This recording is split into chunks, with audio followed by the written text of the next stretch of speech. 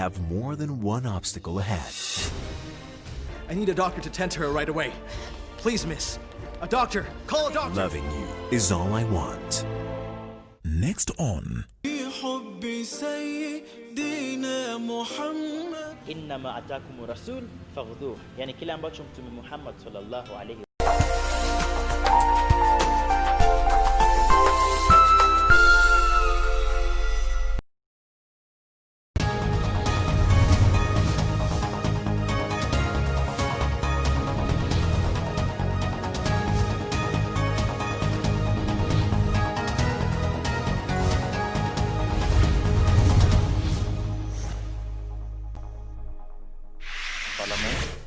for the welfare of society and the just government of the people.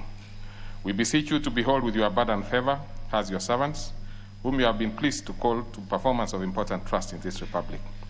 Let your blessings descend upon us here assembled, and grant that we treat and consider all matters that shall come under deliberations in so just and faithful a manner as to promote your honor and glory, and to advance the peace, prosperity, and welfare of our country, and of those whose interests you've committed to our charge. Amen.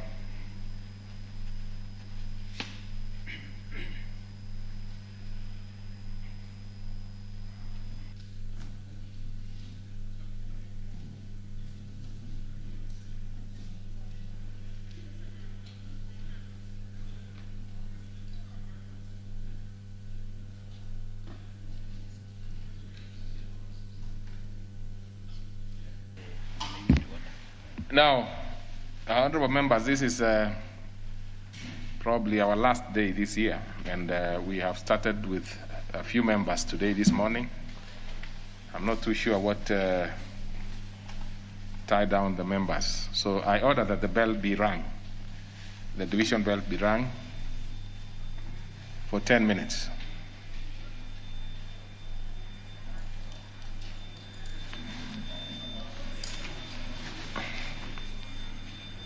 Good morning. You are watching the National Assembly live proceedings on this Thursday morning. The date is 3rd of December 2020, and the session has just begun with the Deputy Speaker of the National Assembly, Honorable Moses Chiboy, ordering that the bell be rung for 10 minutes. This is to allow for more members be given time to access the chamber, owing to the fact that the number has to reach a certain percentage, and as of this morning, the quorum has not yet been attained.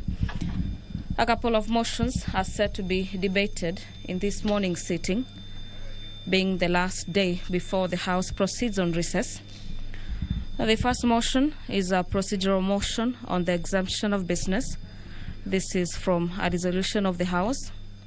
The motion will be moved by the leader of the majority party, that this House orders that the business appearing in the order paper as orders number 10, 11, 12, 13, and 14 be exempted from the resolution of the House, the date being 3rd of November 2020. This is in regards to prioritization of business during the period of November 3rd to December 3rd, 2020, and being Thursday morning, a day allocated for business, not sponsored by majority or minority party, or business sponsored by a committee. Another motion set up for debate is a motion by Honorable Mary Wamaua on the establishment of database centers in all civil registration centers in the country, that are aware that the Constitution of Kenya and Citizenship, as well as Immigration Act of 2011, provides that every citizen is entitled to any document of registration or identification issued by the state to citizens. This includes birth certificate, and further aware that Article 52, now, subsection 2 of the Constitution, we seem to have the quorum provides now, that a child's best and I want to interest encourage members, are paramount. they should not use the holding areas. Dear viewers, the quorum has been achieved, and I'll hand you over for the live broadcast. Enjoy your viewing. Order number 1, administration of oath. Order number 2, communication from the chair.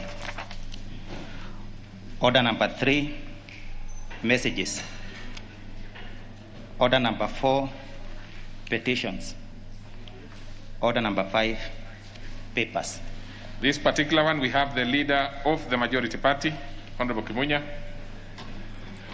Thank you, Honorable Speaker. Honorable Speaker, I beg to lay the following papers on the table of the House today, Thursday, December 3rd, 2020, in the morning sitting. 1, the report to Parliament on all new loans contracted by the government of Kenya from 1st of May 2020 to 31st of August 2020.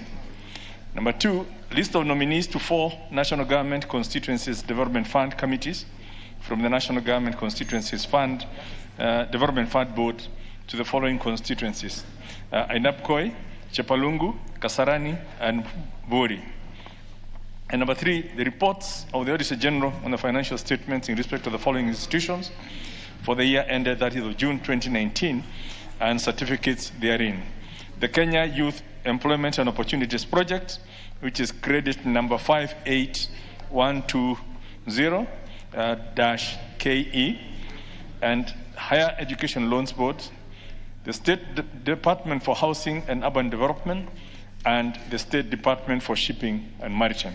Thank you, Honorable Speaker. Very well. And of course, the first one, which is the report on all new loans contracted by Kenya government, be referred to Budget and Appropriation Committee. So let's have the chairperson, Departmental Committee on Lands.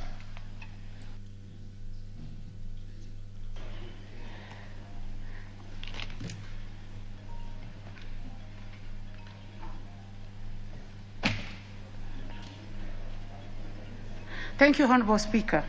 Honorable Speaker, I beg to lay the following papers on the table of the House today, Thursday, December 3rd, 2020.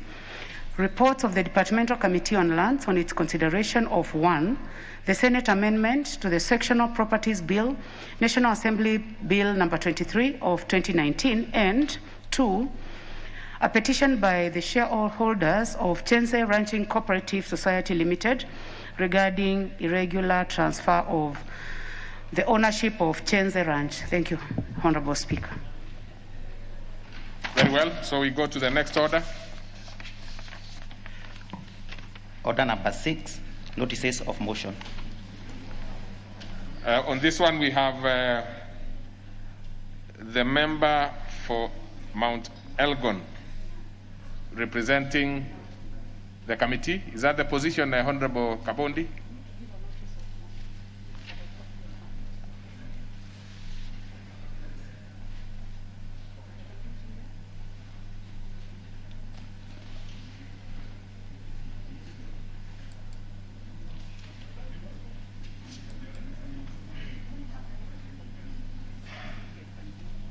Honorable Kapondi, you have the floor.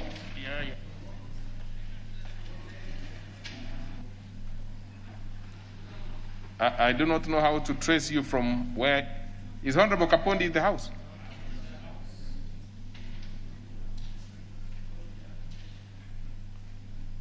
You are looking a little shorter than your usual self.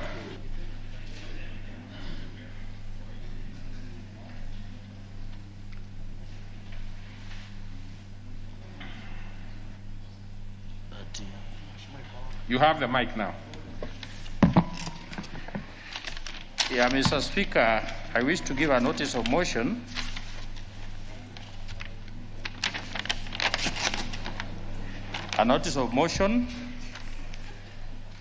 on the National Government Constituency Development Fund that, pursuant to the provisions of Section 43(4) of National Government Constituency Development Fund Act 2015 and paragraph 5(2) and 10 of the National Government Constituency Development Fund Regulations 2016, this House approves the list of nominees for appointment to the following 4 constituency committees of the National Government Development Fund, laid on the table of the House on Thursday, December 3rd, 2020. 1, Ainapkoi constituency, 2, Chebalungu constituency, 3, Kasarani constituency, and 4, Buru constituency. Thank you, Mr. Speaker. Thank you very much. So we go to the next order.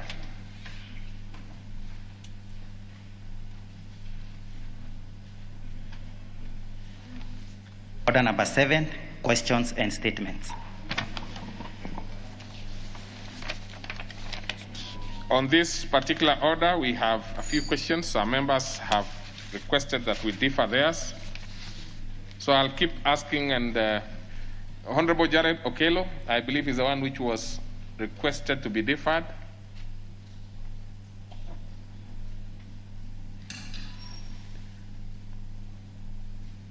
Yes, what is it, Honorable Member? Mr. Speaker, Honorable Jared Okello had requested me to read the question on his behalf. I do not have that indication. He sent a letter. Let me confirm if we have a letter, because that is what will guide us, because it can't be that you would simply... I have a copy of the letter he sent. Well, you probably even have the original, but we don't have any indication at all. Okay. So then it would be difficult for us to proceed in that manner. Okay. So let's go to the next member, because the information I have is that he had made a request that it be deferred. But I'll keep trying to locate if there is any letter. If there will be, I'll give you an opportunity. If there is none, I will not. We have.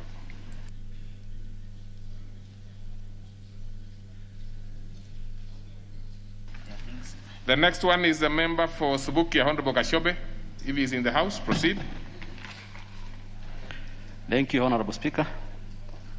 I beg to ask question 365-2020 to the Cabinet Secretary for Interior and Coordination of National Government. Could the Cabinet Secretary indicate when the Ministry will recruit a chief for way location of Subukia Sub-County, considering that said location has not had a substantive chief for the last 3 years, thus hindering services delivery to the residents of way location? Thank you, Honorable Speaker. Very well. That one will be replied to before the Committee on Administration and National Security. Next is by the member for Ganze, Honorable Teddy Mwambire.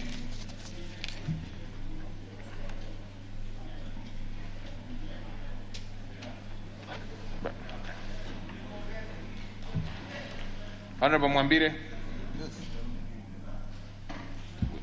Thank you very much, Mr. Speaker, for according me an opportunity to ask question number 366 of 2020, directed to the Teachers Service Commission. 1. How many primary school head and deputy head teachers in Kilifi County are serving in the acting capacity, and has the Commission paid the acting allowances from the days they were appointed to act? 2. Could the Commission explain how long a teacher should serve in an acting capacity before promotion to the substantive position as head teacher and head or deputy head teacher? Thank you very much, Mr. Speaker. Very well. That question is for written reply by the Teacher Service Commission. Next is the member for Sirisia, Honorable Major Retired John Waluke. Thank you, Mr. Speaker.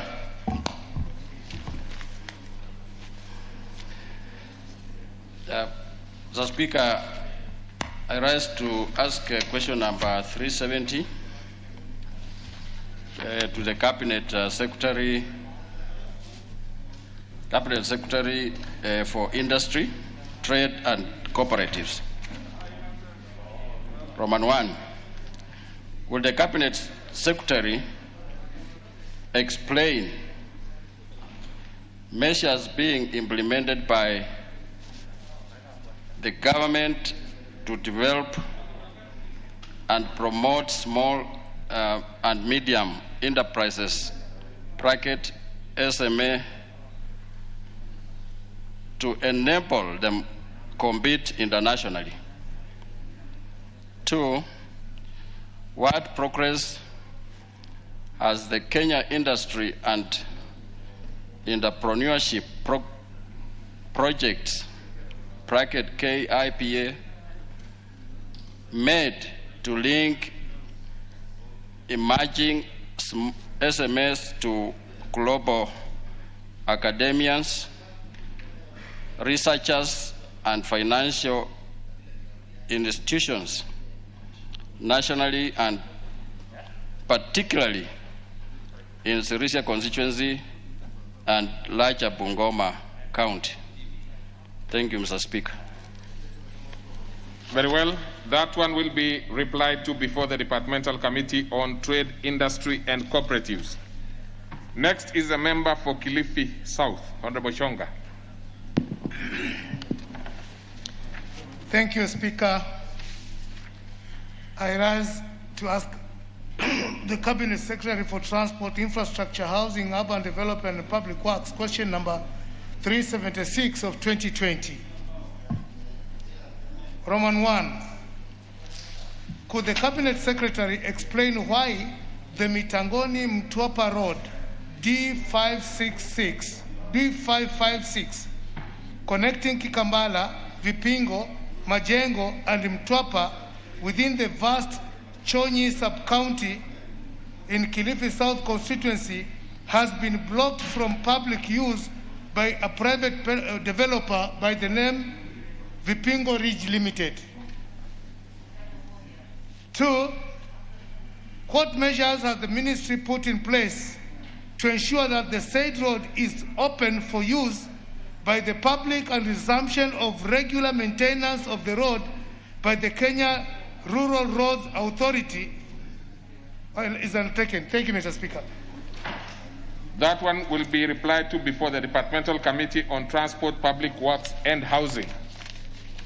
And honorable members, the next question, which would have been asked by Honorable Catherine Waruguru, I am in receipt of a letter by her requesting that it be deferred, and that one is acceded to. Now, coming back to the question by Honorable Jared Odoyo, I've also just received the letter confirming that he put it in writing and therefore proceed and ask on his behalf. He has actually mentioned, including the name of the Honorable Sotsi, as a person taking his stead. Thank you, Mr. Speaker. Mr. Speaker, I wish to ask question number 352/2020 on behalf of Member for Nyando, Honorable Jared Okello, directed to the Cabinet Secretary for Education, and it reads: 1. Could the Cabinet Secretary provide details and breakdown of disbursement of school infrastructure funds since 2013, including specific amounts allocated to each school? 2. Could the Cabinet Secretary explain the circumstances that led to the loss of funds estimated at over 1 billion Kenya shillings in every year since the inception of the Basic Education Capitation Program, giving details of the exact amount lost and the person culpable for the loss? 3. Could the Cabinet Secretary further explain whether the ministry engaged the services of the Ethics and Corruption Commission in carrying out investigation, and if so, what progress has been made so far? 4. What measures is the ministry taking to address cases of overpricing of items meant for schools, in particular the prices of the recently conceptualized government-funded desks and chairs, which are being procured at the rate of Kenya shillings 1,700 apiece in some cases? Thank you, Mr. Speaker.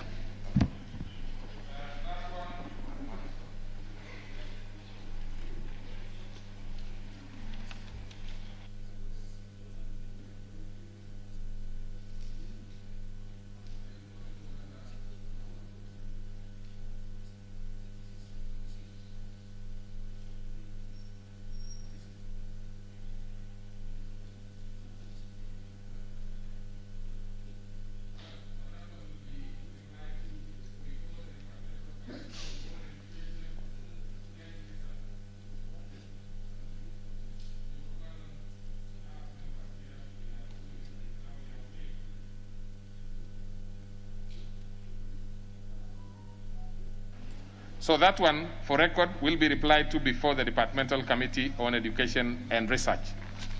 The next segment in that particular order is replies to statement and a statement also by the Chair Budget. So we'll start by the Chair Budget. The statement by the Chairperson Budget, Honorable Kanini Kega. Proceed. Honorable Speaker, thank you so much. And I want to give a statement in regard to many questions that have been asked by members of Parliament in regard to Article 223. Honorable Speaker, the Budget and Appropriations Committee is in receipt of a brief from the National Treasury highlighting additional expenditure that have been incurred under Article 223 of the Constitution in the current financial year. As per this article, the national government is allowed to spend money that has not been appropriated if the amount appropriated for any purpose under the Appropriations Act is insufficient, or if a need has arisen from expenditure which no money has been appropriated, or if the money has been withdrawn from the consolidated fund. Mr. Speaker, according to the brief that we have gotten from the National Treasury, on the 15th of October 2020, the National Treasury has approved additional expenditure amounting to 36.1 billion shillings. These expenditures cut across various agencies, notably monies for the Nairobi Metropolitan Services, support for free primary education, substantial support for the Kenya Airways, additional support for Kazi Mtaani, provisions for desert locust and security operations, among others. Mr. Speaker, the committee observes that the submission of this brief is significant improvement on the supplementary budget process, as it is in compliance with the committee's request that such information be presented early enough for approval by Parliament. Nevertheless, it is observed that for two approvals, the submissions were done beyond the 2 months as it is required, namely the provision for the Nairobi Commuter Railway and the Kenya Airport or Kenya Airways grant.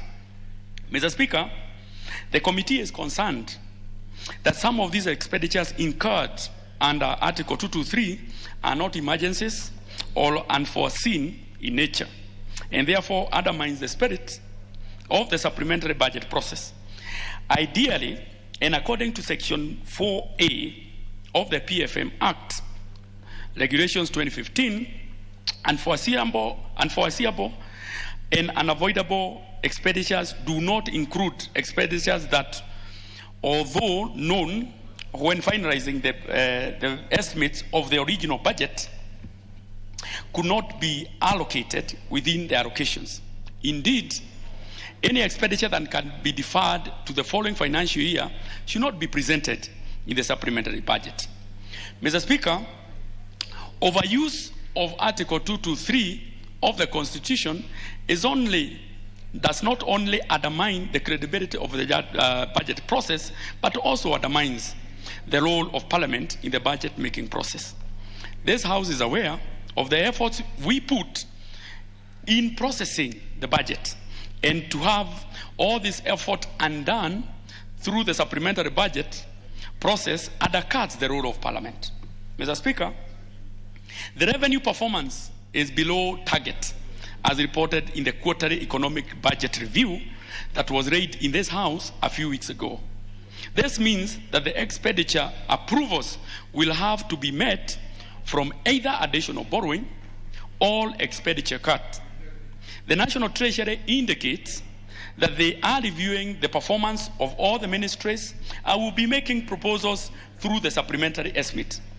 Mr. Speaker, given the amount of expenditure incurred and that these expenditures affect a number of MDAs, the committee would like to table this schedule to this House and recommend that it be submitted to the departmental committees for scrutiny in line with their respective mandates as we await the supplementary budget. In view of the limited fiscal space on account of depressed economy or economic activity and projected revenue underperformance, Honorable Speaker, members are urged to critically review the supplementary budget when it is presented to ensure that only the most critical expenditures will be approved.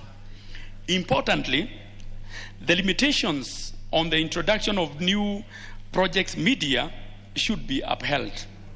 Importantly, Mr. Speaker, this House should note that upon receipt of information from departmental committees, the committee will be seeking approval of the House through a special motion, unlike previously where expenditure under Article 223 was approved together with other in-year expenditure adjustments in the supplementary budget. Mr. Speaker, when we received that letter from the Minister or the Cabinet Secretary for National Treasury, we invited them for a session, which of course they were able to come before us yesterday. And they say that they have already spent 17 billion shillings. They have approved 34 billion shillings. And they are also expected to spend more. But what they did not tell us is where they are getting the money. And they requested for more time for them to give us the actual supplementary budget, so that they can actually tell us where they are getting the money. Mr. Speaker, this House can remember that we have a huge fiscal deficit amounting to over 800 billion shillings, coupled, of course, with underperforming revenue. So it's a critical issue that we would request the departmental chairs and committees to critically look into, so that by the time now we will be making the final motion in regard to this, we'll have interrogated properly the documents that were presented to us. With that, Mr. Speaker, I beg to submit. Thank you. Do you have any indication of which departmental committees are affected? Mr. Speaker, yes, it's here. It's cutting across, Mr. Speaker. There is Koinange's committee, which of course is handling the metropolitan services and of course interior. There is defense, there is transport, there is education, there is of course Treasury, that is be handled by Finance Committee, there is health and housing, which of course is under transport. Okay. Thank you, Mr. Speaker. All right, before we move forward, let me give at least 2 or 3 members. Let's start with Honorable Dr. Makali Mulu. Yeah, thank you very much, Honorable Speaker. Honorable Speaker, let me thank my chairman for that presentation and make the following observations, Honorable Speaker. Brief ones, please. Honorable Speaker, if you look at the Constitution and Article 223, you realize that 223 comes after the whole issue of Appropriation Act, meaning that the spirit is that, Honorable Speaker, even as you implement 223, Parliament will have appropriated resources. So, Honorable Speaker, the use of 223, and the more so intensive use of 223, is ambiguous to the budget making process. And what I would urge departmental chairs, Honorable Speaker, to do is that, so as to take care of the fiscal deficit, is to look at the whole budget and see areas where we could already reduce what is already in the budget so as to accommodate these expenditures arising from the 223. But in reality, Honorable Speaker, the spirit of the Constitution is not to use 223 as an alternative to budget making process. I submit, Honorable Speaker. Thank you. Let's have Honorable Murungi Gadhuri. Thank you, Honorable Speaker. Honorable Speaker, I want also to thank the Chair and Budget Committee for being honest with what is happening in Treasury. And Mr. Speaker, this morning in all the newspapers, the CS Treasurer has told us to embrace for tough times in this country. And Mr. Speaker, if he is telling us to brace for tough times, and then he is also spending a lot of money even before the committee approves that expenditure, then, Mr. Speaker, he is misadvising us, because he is the one who is making us actually to suffer. Because you can't spend all those billions without approval, and then you come to cry to the citizens. How do we help? Because, Mr. Speaker, Chair, and your committee, please rain on those people, loan and treasury. You know, as we speak, even members of this house, our staff, have been paid only 2 months. They are going for Christmas, the New Year, festivities, no money. The NGCDF itself, zero. We have actually, no constituency has even gotten 0 shillings. 1 shilling, I mean, because we have 0. Even 1 shilling. The last financial year, some constituencies still have money pending. So you see, in order to what we say in special funds, actually the Auditor General declares that those citizens have not gotten value for money. Once you appropriate money in the budget, especially like what we do in NGCDF, and then the financial year ends without implementing those projects, the clause which is used by the Auditor General is that citizens do not get value for money. So we are very much afraid with the Treasury, and the committee to save us is Budget Committee and Finance Committee. Okay. Thank you, Mr. Speaker. Honorable Anyonyi, if we can be brief, maybe more members will get. Mr. Speaker, I think I'm a very sad member of Parliament. Mr. Speaker, just as my colleague is just mentioning, we are even going for a very long recess. CDF, where I'm a member, we have not received the money. I'm told that there's going to be some cut, and the Budget Committee, which is here, and I think it's quite competent to be able to assist the Treasury, to be able to actually have proper appropriation of the funds. Mr. Speaker, I think I'm getting lost, because even when we call the CS in Treasury, it doesn't even appear. I remember sitting in a place waiting for him to come and explain why we have not been given money for CDF, and members are here. They're going home. He couldn't even turn up. Something should be done in Treasury, and I think the Budget Committee, we want to ask it to be a bit more tough. Rain on these guys, because they are saying they're going to borrow money from where? This country is in big debt. You know, everywhere we have a problem. We are getting embarrassed. As a members of this House, Mr. Speaker, through you, we do the job. We have to oversight various committees and various ministries. Money is being spent left and right on things that are not priority for this country. And therefore, Mr. Speaker, this House must come up and be able to be counted in this time, because we are having a lot of embarrassment questions being asked, what are you doing? Okay. Mr. Speaker, I want to thank the Budget Committee.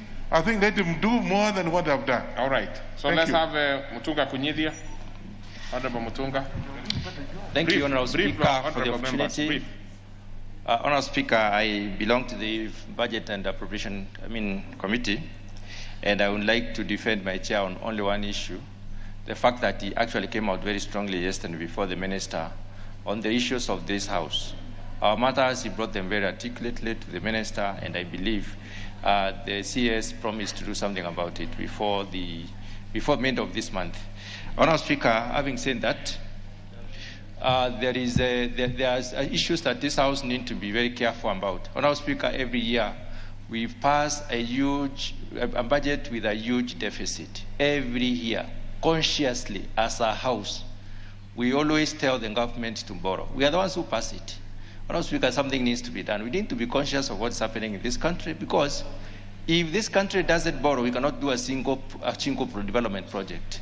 Because if you look at the amount of revenue we generate, it is barely enough to pay for the debts and for the salaries. We have to borrow. It's an issue that we have to discuss as a House and make a very serious decision about. Thank you, Honorable Speaker. Okay, so let's make progress.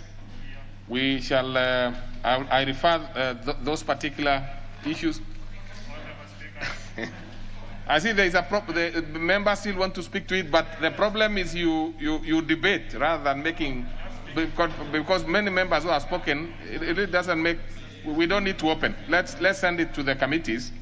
Let's send it to the the relevant committees. They will look at it in detail. And I know obviously members, you have members of those particular committees. And of course, the Budget Committee will engage with the Treasury in the normal manner, including the issues of supplementary budget. So let's move to the next one, which is by the committee, the chairperson, Committee of Security, National Security, Administration and National Security. Okay. Yeah, thank you. Let's be brief on this one so that we can move to the next item.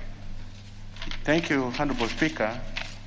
On Tuesday, I promised the House that I will respond to a statement sought by Honorable Kaunya because it was a very, very urgent issue because of demonstration, and there was a person who was shot at Malaba. And Honorable Speaker, I now wish to make the following statement and say that on the alleged shooting to death of Ezekiel Odera by a police officer, I wish to share with the House the following preliminary report on the investigation carried so far by POA on the matter. Honorable Speaker, this is a rapid response investigations report into shooting leading to death of Ezekiel Odera, which occurred on the evening of 27th November 2020, allegedly by Malaba police station officers at Roadblock Junction in Malaba town. The authority took up the matter on its own motion following information received through social media. The complaint was registered as IPOA/CMU/002743 of 2020. Honorable Speaker, the rapid response investigation finding established the following. 1. The officers from Malaba police station booked out on patrol to Malaba town on 27 of November at 1800 hours. 2. That the two police officers arrested a civilian who was not wearing a face mask and began beating him within roadblock area, hence attracting a crowd which protested against the action by police. That the arrested person refused to be placed in the Land Cruiser and the police officers left him.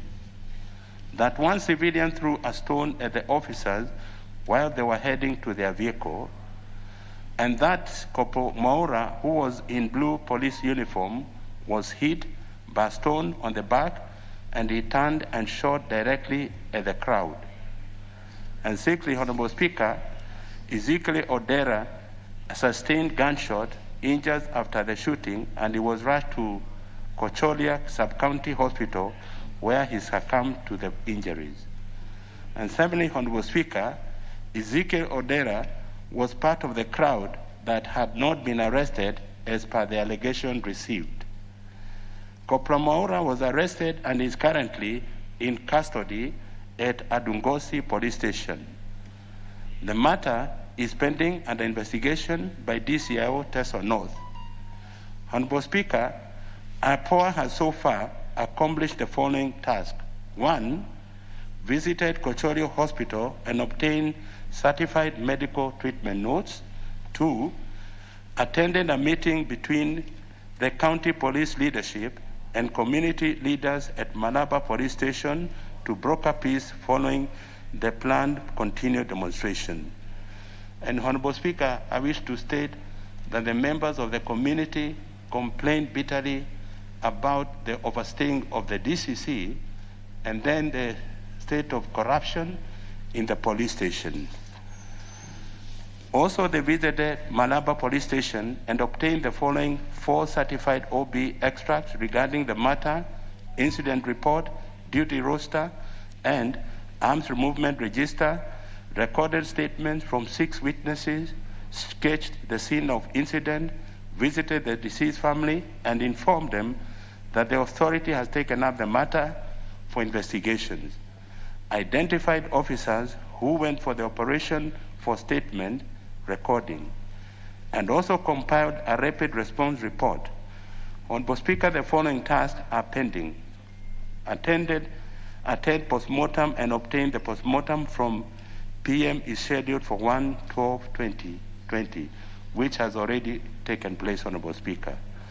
Also recording statement from the person who will have witnessed the postmortem and any other potential witness. And also summoned 8 police officers who went for operation in the area where the incident took place and the in-charge armory for interview and statement recording.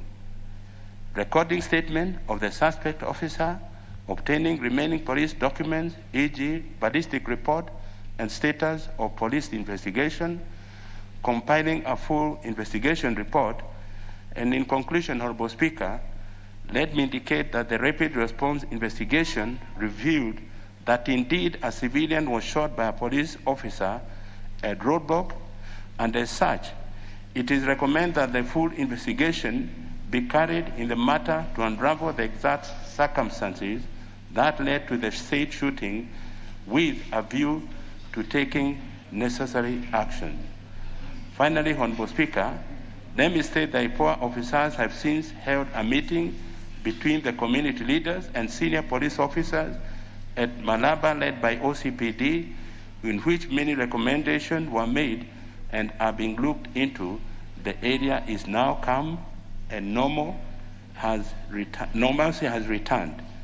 Honorable Speaker, we await response now from the CS Interior, and we decided to make this advance information because we are going for recess. Thank you, Honorable Speaker. Very well. That is well said. So let's have the member for Honorable Oku Kaunya having the first shot.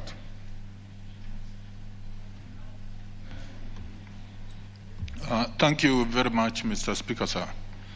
Mr. Speaker, I appreciate the response my chairman has given with respect to the fact that it's an interim report, particularly from the IPOA. It is more reflective of what actually happened on the ground than what was reported in the police station in the OB. The OB reported that the officer shot in the air, and of course, it also reported that the officer was shot on the chest and the bullet went through the back, which of course is contradictory because our experience is that there's no way a bullet is shot in the air, then it can come back and hit the chest and exit from the back. So I think the IPOA report, the interim report, is more reliable in this respect.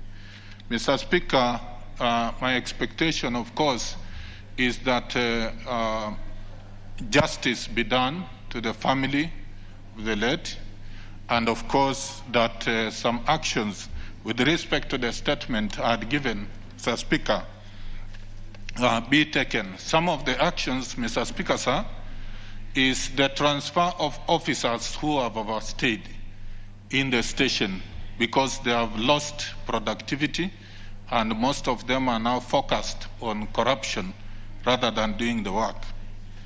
Mr. Speaker,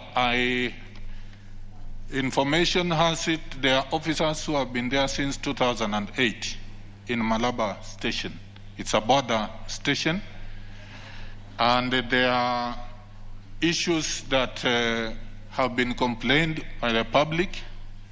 That, for example, Mr. Speaker, sir, officers arrest illicit brewers on Friday. And you recall, Mr. Speaker, this incident took place last Friday evening. What happens is that the illicit brewers and those who are not wearing masks are taken to the station. They stay over the weekend, and then demands for 5,000, ranging from 3,000 to 5,000, 10,000, are laid on the people because the person is suffering inside a cell and the cells are full. Some of the public fall into that, Mr. Speaker, and they have to pay to get out. Okay. Otherwise, the few, Mr. Speaker, who end up in court on Monday are those who are not able to afford. So, Mr. Speaker, I want to say the interim report I really appreciate. And I expect that, Mr. Speaker, in the final report, we should be able to see justice. Okay. Thank you, Mr. Speaker. Okay. Honorable Pukose.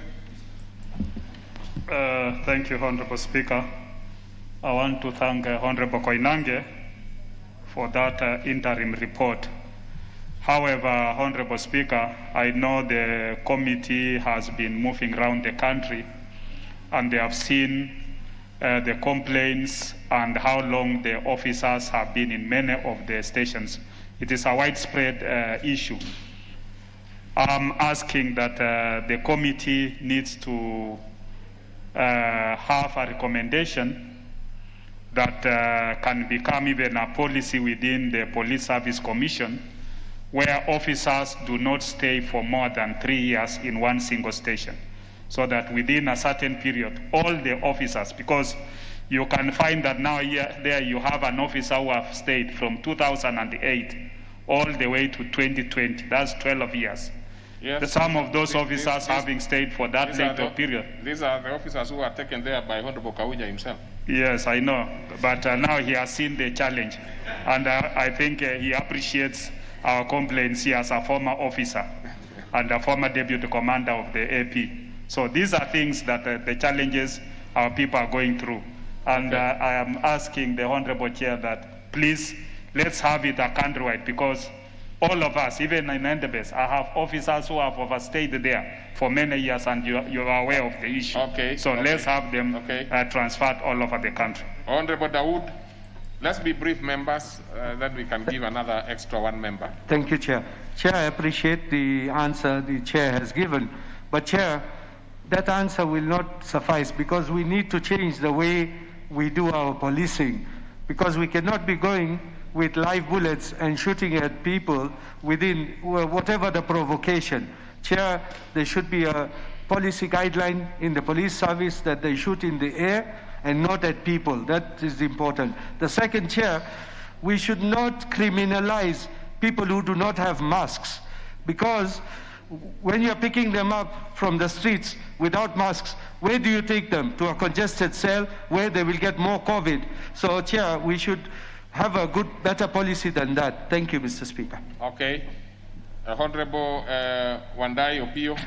Mr. Speaker, thank you very much. That was indeed a very good report from the Chair and Security. And if what is in that report is correct, which I believe it should be, then I think it raises a number of issues. As much as we want to look at the side of the public, we must also look at the welfare of these officers. Mr. Speaker, it is important that you try to visualize the situation in which the police officer was in. He's armed with a gun. The crowd is approaching menacingly. A stone has been thrown. It has hit the back of our police officer, allegedly. Mr. Speaker, we need to look at how we can actually equip police officers, in addition to training them, appropriately. I suppose we should have a policy of police officers going out to control crowds, armed with appropriate equipment. For instance, proper PPE, and also tear gas canisters, so that if this officer, if he was attacked, he would throw a tear gas canister rather than shooting to disperse the crowd. So let us look at this thing holistically. As we look at the interests of the public, which we must protect at all times. Let us also realize that these police officers are human beings, and if their lives are threatened in the manner it is being suggested, they need to be supported with the proper equipment to defend themselves without necessarily harming the public. Okay. Speaker. Okay. Yeah, thank you. Thank you very much. So we go to the next order. Order number 8, procedural motion, exception of business from a resolution of the House. Leader Majority. Thank you, Honorable Speaker. I beg to move the following procedural motion, that this House orders that the business appearing in order paper, as order numbers 10, 11, 12, 13, and 14 be exempted from the resolution of the House of November 3rd, 2020, regarding prioritization of business during the period that November 3rd to December 3rd, 2020, being a Thursday morning, a day allocated for business not sponsored by the majority or minority party, or business sponsored by a committee. Honorable Speaker, as members will be aware, on Tuesday, members did stay in this house up to close to 11 p.m., processing a very important bill, which is the T bill, and also the amendments, the statute law, miscellaneous amendments bill. And I will need to, first of all, register my thanks for that commitment to stay that late. And it will be good to process those two bills to conclusion this morning. We've also been fortunate to receive a very important bill, which members may even note was included in the State of the Nation address, and it was critical for unlocking the affordable housing program on this the sectional properties bill. Again, this is something that has come from the Senate. The committee has dedicated time to look at it, and it would like to report that progress so that we make a determination this morning. And hence, we are appealing. And also there's another major item that we would need to approve before we go home this afternoon, and on some accession to the African Charter on Democracy. We are a regional player in Africa, and Kenya needs to show the rest of the world, the rest of Africa, that we are the forefront by endorsing some of these commitments.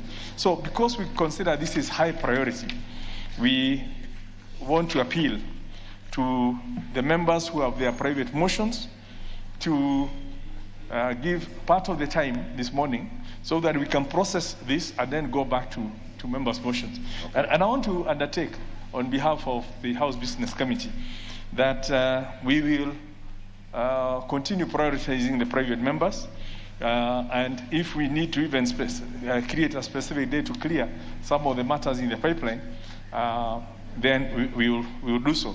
Okay. I also want to assure members that indeed nobody needs to panic. Whether you have a motion pending, a petition pending, or a bill pending, I'll be moving this afternoon a motion to save all the bills that are pending so that they don't lapse just because a session is over. And then we can process them quickly. Hope that by February, things will have become better and we can have more time to clear on the business. So it's really an appeal to members that we give part of the time this morning, being private members' business time, so that we can process some of those urgent national matters and then get back to the national matters proposed by members. I want to move and ask the Honorable Junet Mohammed to second. Mr. Speaker, I second. Very well. So I propose a question which is that this House orders the business appearing as in the order paper as order number 11, 10, 11, 12, 13, and 14 be exempted from the resolution of the House of 3rd November 2020 regarding prioritization of business during the period 3rd November to December 3rd, 2020, being a Thursday morning, a day allocated to business not sponsored by majority or minority party or business sponsored by a committee. I put the question, which is that this House orders that the business appearing in the order paper as order number 10, 11, 12, 13, and 14 be exempted from resolution of the House of November 3rd, 2020 regarding prioritization of business during the period November 3rd to December 3rd, 2020, being a Thursday morning, a day allocated for business not sponsored by majority or minority party or business sponsored by a committee. Will as many as of that opinion say aye? Aye. Many as of a contrary opinion say nay? The ayes have it. Next order. Order number 9, motion. Establishment of database centers in all civil registration centers in the country. Question to be put.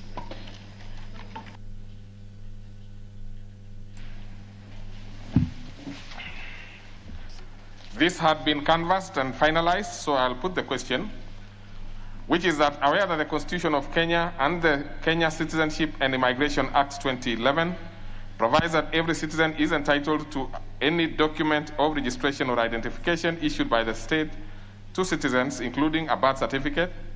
Further aware that Article 53(2) of the Constitution of Kenya provides that a child's best interests are paramount importance in every matter concerning the child.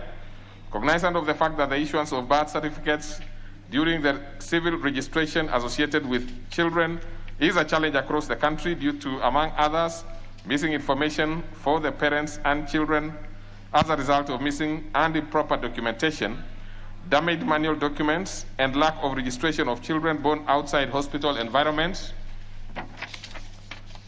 Deeply concerned that, over the delays and long queues at civil registration centers and the challenges affecting registration of children by the Ministry of Education using the National Education Management Information System, NEMIS, in the country, this House urges the government to establish database centers in all civil registration centers for purposes of storing all necessary information required for issuance of birth certificates to all children, and put in place administrative mechanisms to ensure that every child is automatically issued with a birth certificate before the child attains the age of 3. Will as many as of that opinion say aye? Aye. Many as of a contrary opinion say nay? The ayes have it. Order number 10, motion. Report of the Committee of the Whole House on the Statute Law, Miscellaneous Amendments Bill, National Assembly Bill number 15 of 2020. Question for agreement to be put and third reading.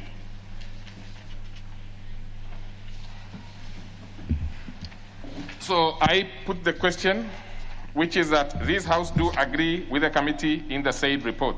Will as many as of that opinion say aye? Aye. Many as of a contrary opinion say nay? The ayes have it.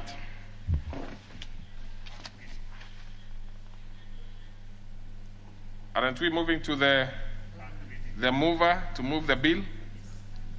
To move third reading. The mover. That's Honorable Majority Leader.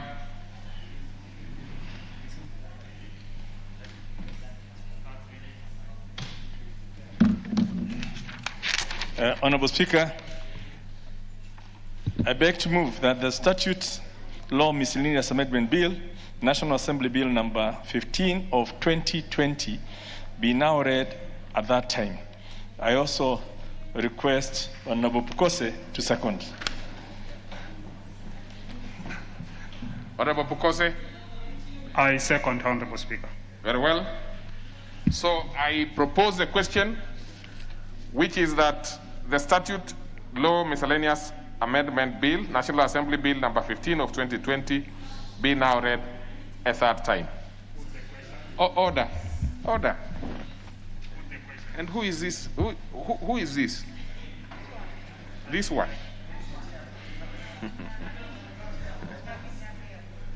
Now, you know, it's very difficult to identify a member with a big mask around the face.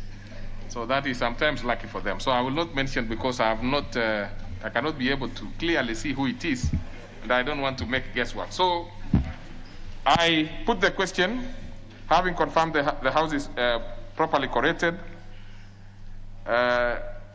which is that the Statute Miscellaneous Amendment Bill, National Assembly Bill number 15 of 2020, be now read a third time.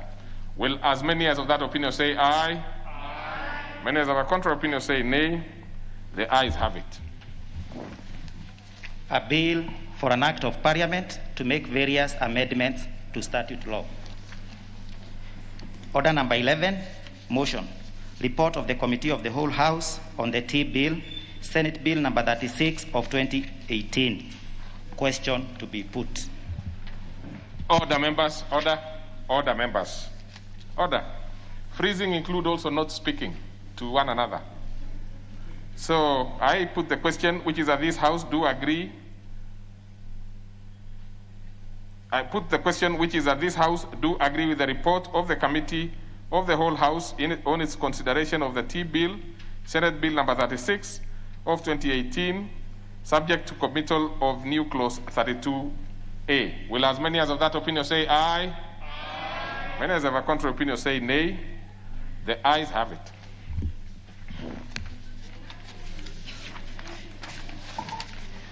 Order number 12, motion. Senate amendments to the Sectional Properties Bill, National Assembly Bill number 23 of 2019. Honorable members, this is a bill which only has one clause. I believe we can be able to canvass this and finalize within a record time, including the leader majority, just moving it very briefly. Then we can save time because we have a few other issues. Oh, is the chair, sorry. Sorry. So the chair, we can move it very quickly and get over with it. Yes, thank you very much, Honorable Speaker. I promise to move it very fast. Honorable Speaker, I beg to move the motion that the Senate amendment to the Sectional Properties Bill, National Assembly Bill number 23 of 2019 be now considered. Honorable Speaker, the Sectional Properties Bill, National Assembly Bill number 23 of 2019 is a bill which seeks to provide for division of buildings into units to be owned by individual proprietors and common property to be owned by proprietors of the units as tenants in common, and to provide for the use of management of the units and common property and also for connected purposes. Mr. Speaker, this bill was passed by the National Assembly on Wednesday, 9th of October 2019, and thereafter conveyed to the Senate in accordance with provisions of Section 110, Section 4 of the Constitution. Subsequently, the Senate considered the bill and passed it with an amendment on Thursday, 9th of October 2020. Honorable Speaker, the amendment was thereafter conveyed to the Departmental Committee on Lands on Thursday, 15th of October 2020. The committee subsequently considered the amendment on 2nd of December 2020 as contained in this report. Mr. Speaker, the committee observed that the Senate amendment to Clause 12.5 of the bill seeks to ensure that the subdivision or the consolidation of the sectional plans are properly demarcated in accordance with the survey plans prior to being amended and subsequently registered by the registrar. Honorable Speaker, the committee noted that the amendment passed by the Senate is an improvement to the bill and was persuaded that the original sectional plans as endorsed by the surveyor should guide the subdivision or consolidation of the sectional plans to ensure the maintenance of standards and regulations. Order, member. Order, member. It's not about the bowing. It is about going all the way. So the member for Shinyalu, and you know you are a seasoned member yourself, do the needful. Even if you are attracted very seriously to any member on the other side, you must go the whole hog. Thank you, Mr. Speaker. The committee noted that the amendment passed by the Senate is an improvement to the bill and was persuaded that the original sectional plans as endorsed by a surveyor should guide the subdivision or consolidation of the sectional plans to ensure the maintenance of standards and regulations are the same before they are registered by the registrar. Honorable Speaker, we also noted that most of the times the Chief Land Registrar is not a surveyor. So we found this amendment to be extremely important.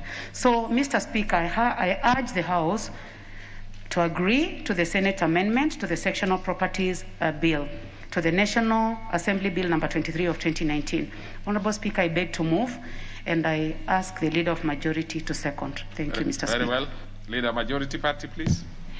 Honorable Speaker, I beg to second the agreement with the Senate amendment. Again, like I alluded in the moving notes on the procedural motion, this is one of the bills where we have had little contestation with Senate, and we've improved the bill through that amendment. We agree with it, and hence we really don't want to belabor the point because we started the bill here. We debated it here. They've only added an extra clause which is non-contestable. And hence, I would just urge the House that we pass. We don't even need to debate. We pass this bill so that we then allow ourselves to go into a committee to formalize the bill and have it signed. With those few remarks, I beg to second. Thank you. So I propose a question which is that the Senate amendments to the Sectional Properties Bill, National Assembly Bill number 23 of 2019 be now considered.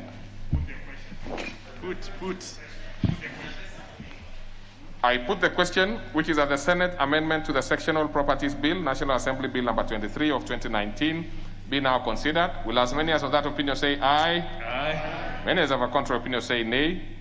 The ayes have it. Next order. Order number 13, Committee of the Whole House.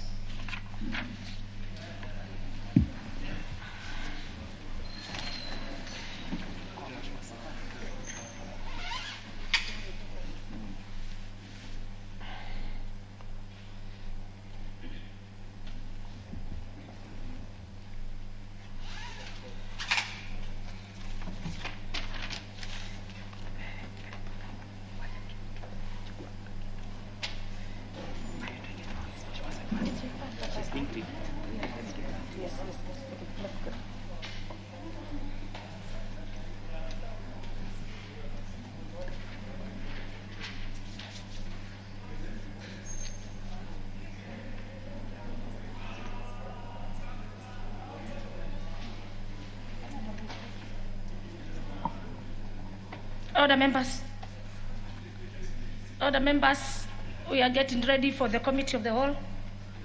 The members who are walking out of the chamber, please do so as we get ready for the business, and with the chair of the committee getting in.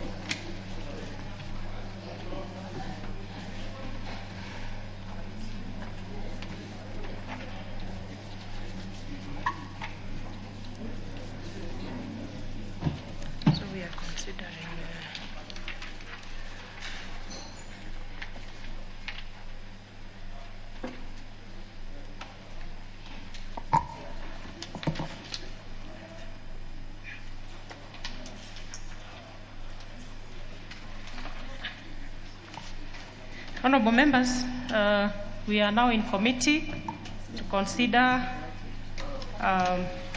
the T-Bill, Senate Bill number 36 of 2018.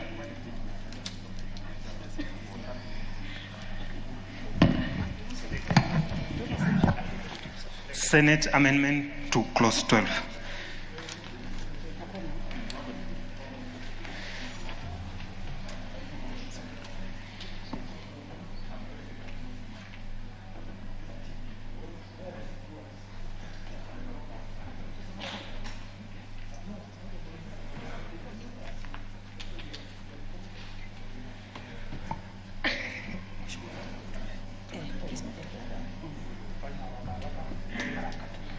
New Clause 32A. Mover to move the second reading of the new clause. Honorable Tiren. Thank you, Chairperson, Honorable Chairperson. New clause that the bill be amended by inserting the following new clause immediately after clause 2 as it appears on the order paper.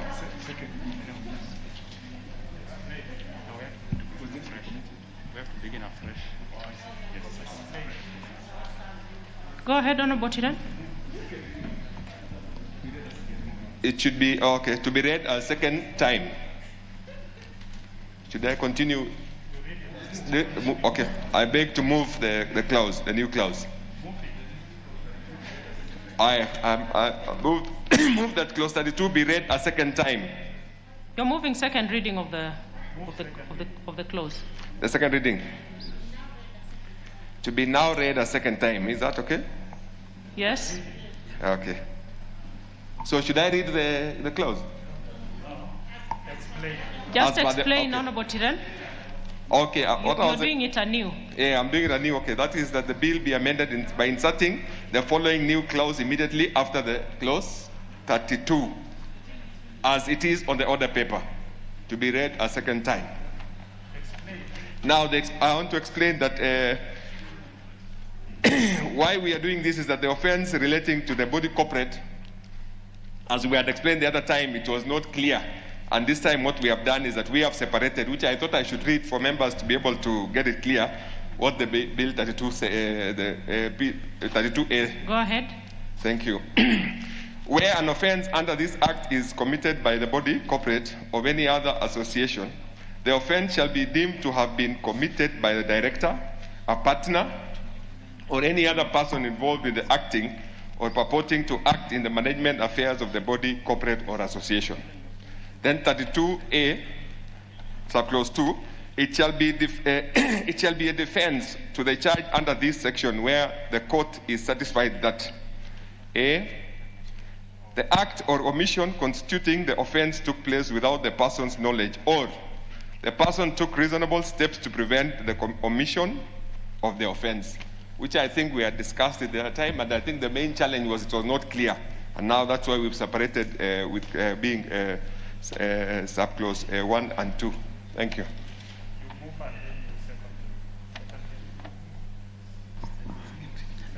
Honorable members, are you done, Honorable Tiran?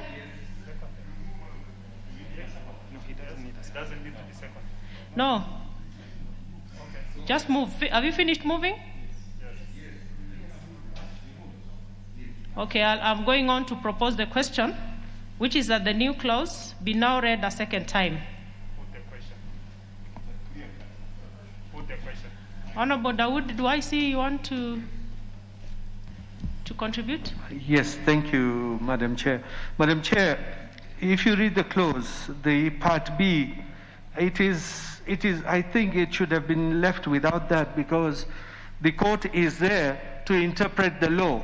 So when it is already providing a defense there, I do not understand why the defense has already been provided. Then it should completely be removed.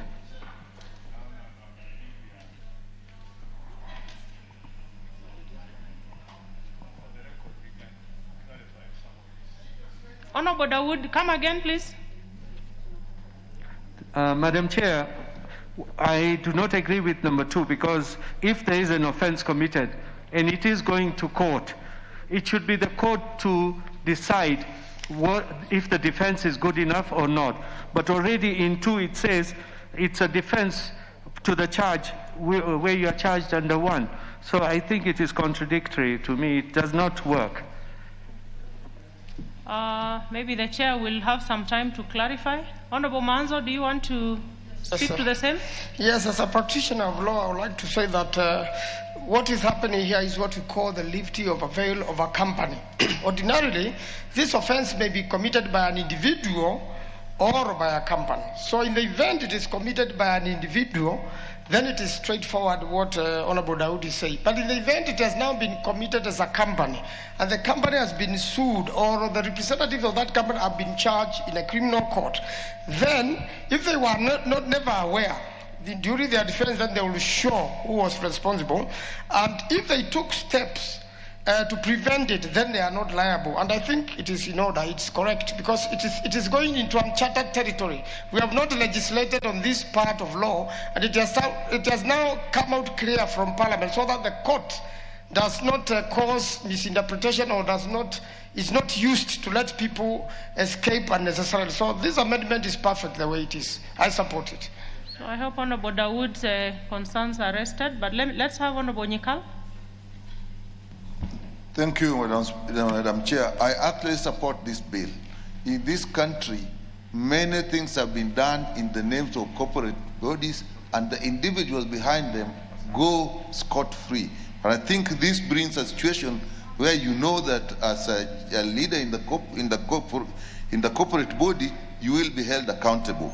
I don't think the concern of Honorable Dawood is really as serious as things, because 2 says it shall be a defense to a charge under this section where the court is satisfied that which means his concern that the court should be decide is carried in that. Therefore, I support Madam Speaker. Honorable Chair, do you want to say something?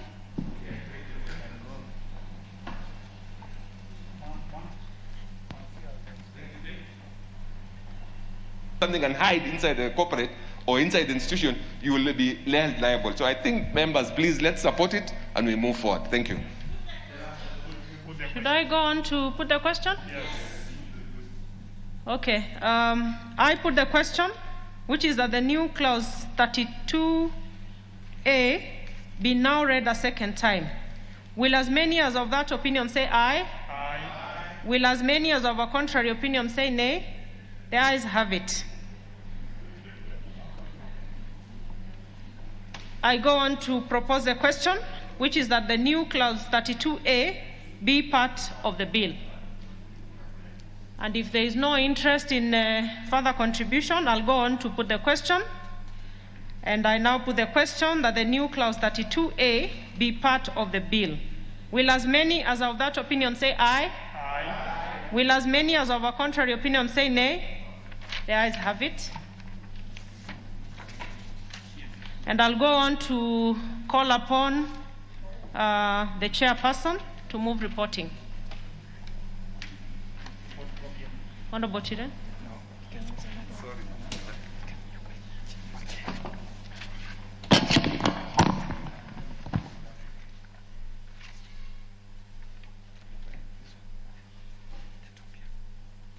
Thank you, Chairperson. Honorable Chairperson, I beg to move the Honorable Chairperson, I beg to move that the committee of the report to the House its consideration of the T-Bill, Senate Bill number 36 of 2018, and its approval thereof with amendments. And I go on to put the question, which is that the committee do report to the House its consideration of the T-Bill, Senate Bill number 36 of 2018, and its approval thereof with amendments. Will as many as of that opinion say aye? Aye. Will as many as of a contrary opinion say nay? The ayes have it. Honorable members, we will move to the next bill.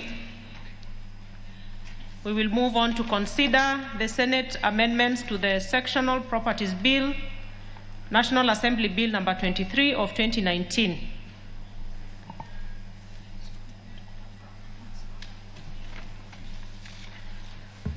Senate amendment to clause 12.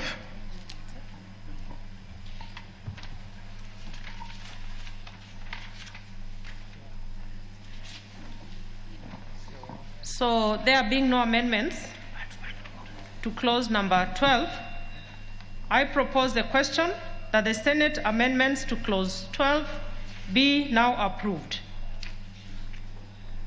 And I go on to put the question, which is that the Senate amendments to clause 12 be now approved. Will as many as of that opinion say aye? Aye. Will as many as of a contrary opinion say nay? The ayes have it.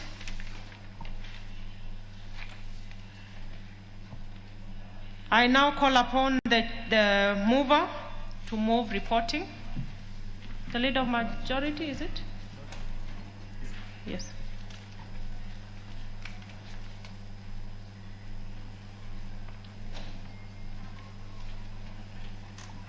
Honorable Leader, I think you can borrow to use the next one. Yeah. Maybe the technical people can work on them. Honorable Chairperson, I beg to move that the committee do report to the House its consideration of the Senate amendments to the Sectional Properties Bill, which was National Assembly Bill number 23 of 2019, and its approval thereof without amendments. And I go on to put the question, which is that the committee do report to the House its consideration of the Senate amendments to the Sectional Properties Bill, National Assembly Bill number 23 of 2019, and its approval thereof without amendments.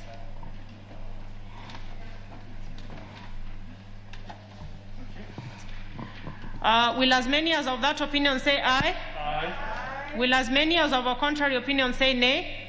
The ayes have it.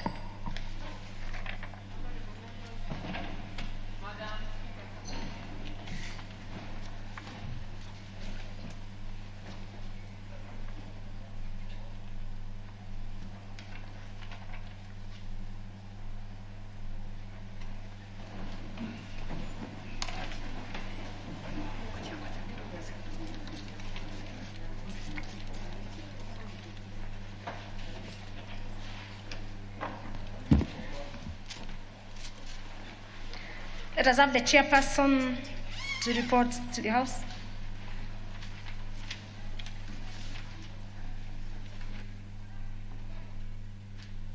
Honorable Speaker. We are starting with the table. Honorable Speaker, I beg to report that the Committee of the Whole House has considered the T-Bill, Senate Bill number 36 of 2018, and its approval thereof with amendments. Very well. The mover to move agreement with the report.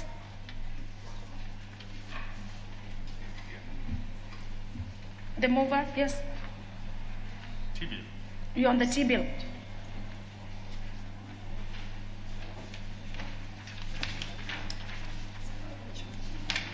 Where is he? The mover to report the agreement. Honorable Speaker, I beg to move that the House do agree with the committee in the said report.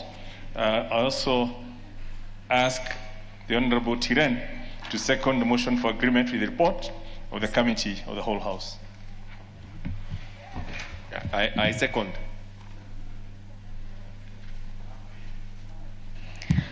You second. Members, I propose a question for agreement with the reports, which is that the House do agree with the committee in the said report.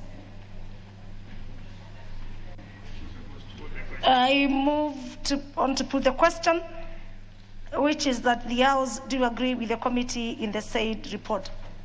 Will as many as have this opinion say aye? Aye. And as many as have contrary opinion say nay? The ayes have it. Can we have the mover of the bill to move the third reading? Honorable Speaker, I beg to move that the T-Bill, Senate Bill number 36 of 2018, be now read at that time. I also request Honorable Tiren to second. Honorable Tiren for seconding. Thank you. I second the bill. With that, I propose the question, which is that the T-Bill, Senate Bill number 36 of 2018, be now read a third time. Just let me have Barire to make a comment. Honorable Barire. Honorable Barire.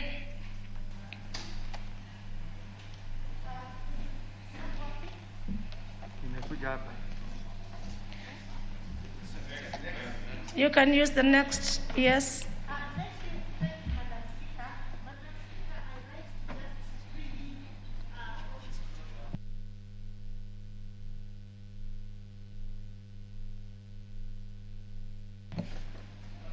Yes.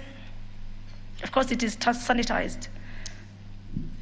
Thank you, Madam Speaker. Madam Speaker, thank you for giving me this opportunity to really say that today is one of my happiest days as a member of Parliament, because we've managed to walk a very long walk on this T-Bill. And I know that as a Committee of Agriculture, and by extension the entire House, we've done just what is right for this country and for the tea farmers in this country. Madam Speaker, I want to really, in a very special way, coming from a place, a county and a constituency where tea farming is key, I really want to thank the government for bringing this for taking a lot of interest in this issue of tea. I want to particularly thank the Honorable Peter Munya, the CS Agriculture, who's really been very, very consistent in the fight for the tea reforms. I also want to thank our committee members who I know we were under immense pressure to fall into certain traps of certain cartels, Madam Speaker, but we stood our ground. We were firm. I want to thank the chair, Honorable Tiren, who gave proper and we are looking forward to doing the same in coffee sector, milk sector, fishing industry, cotton sector, the time to make GMR possible without even having to go to a referendum for BBI is now, and we have already started with the tea bill. And with those many remarks, I thank you, Madam Speaker. Thank you. Yes, we are on third reading. Other members, we're just making our comments. I'll give only only one more. Honorable Member for Seme, Newcastle. Madam Speaker, I also want to say how important this is. Although this is in the T Act and probably restricted to the T area, but I think this principle, particularly of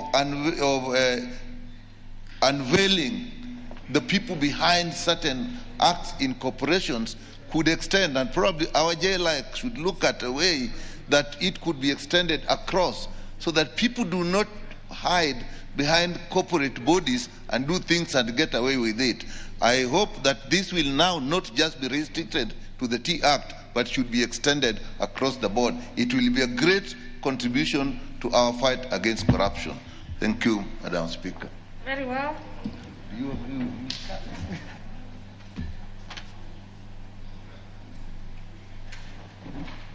Other members? Order. Order. Order, Honorable. Let me not mention the name, we are still in.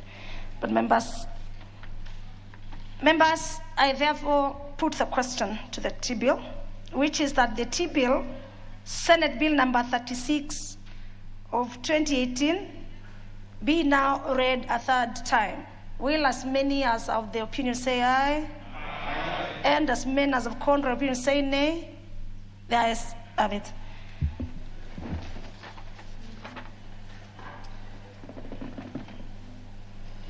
A bill for an act of parliament to provide for the regulation, development, and promotion of the tea industry and for connected purposes. Very well. We move to the reporting of the Senate amendment to the section of properties. Go, the chairperson. Honorable Speaker, I beg to report that the Committee of the Whole House has considered the Senate amendments to the Sectional Properties Bill, National Assembly Bill number 23 of 2019, and approved the same without amendments. The mover of the bill to move agreement with the report. Honorable Speaker, I beg to move that the House do agree with the committee in the said report, and I also request the Honorable Caleb Kostani to second the motion for agreement with the report of the Committee of the Whole House.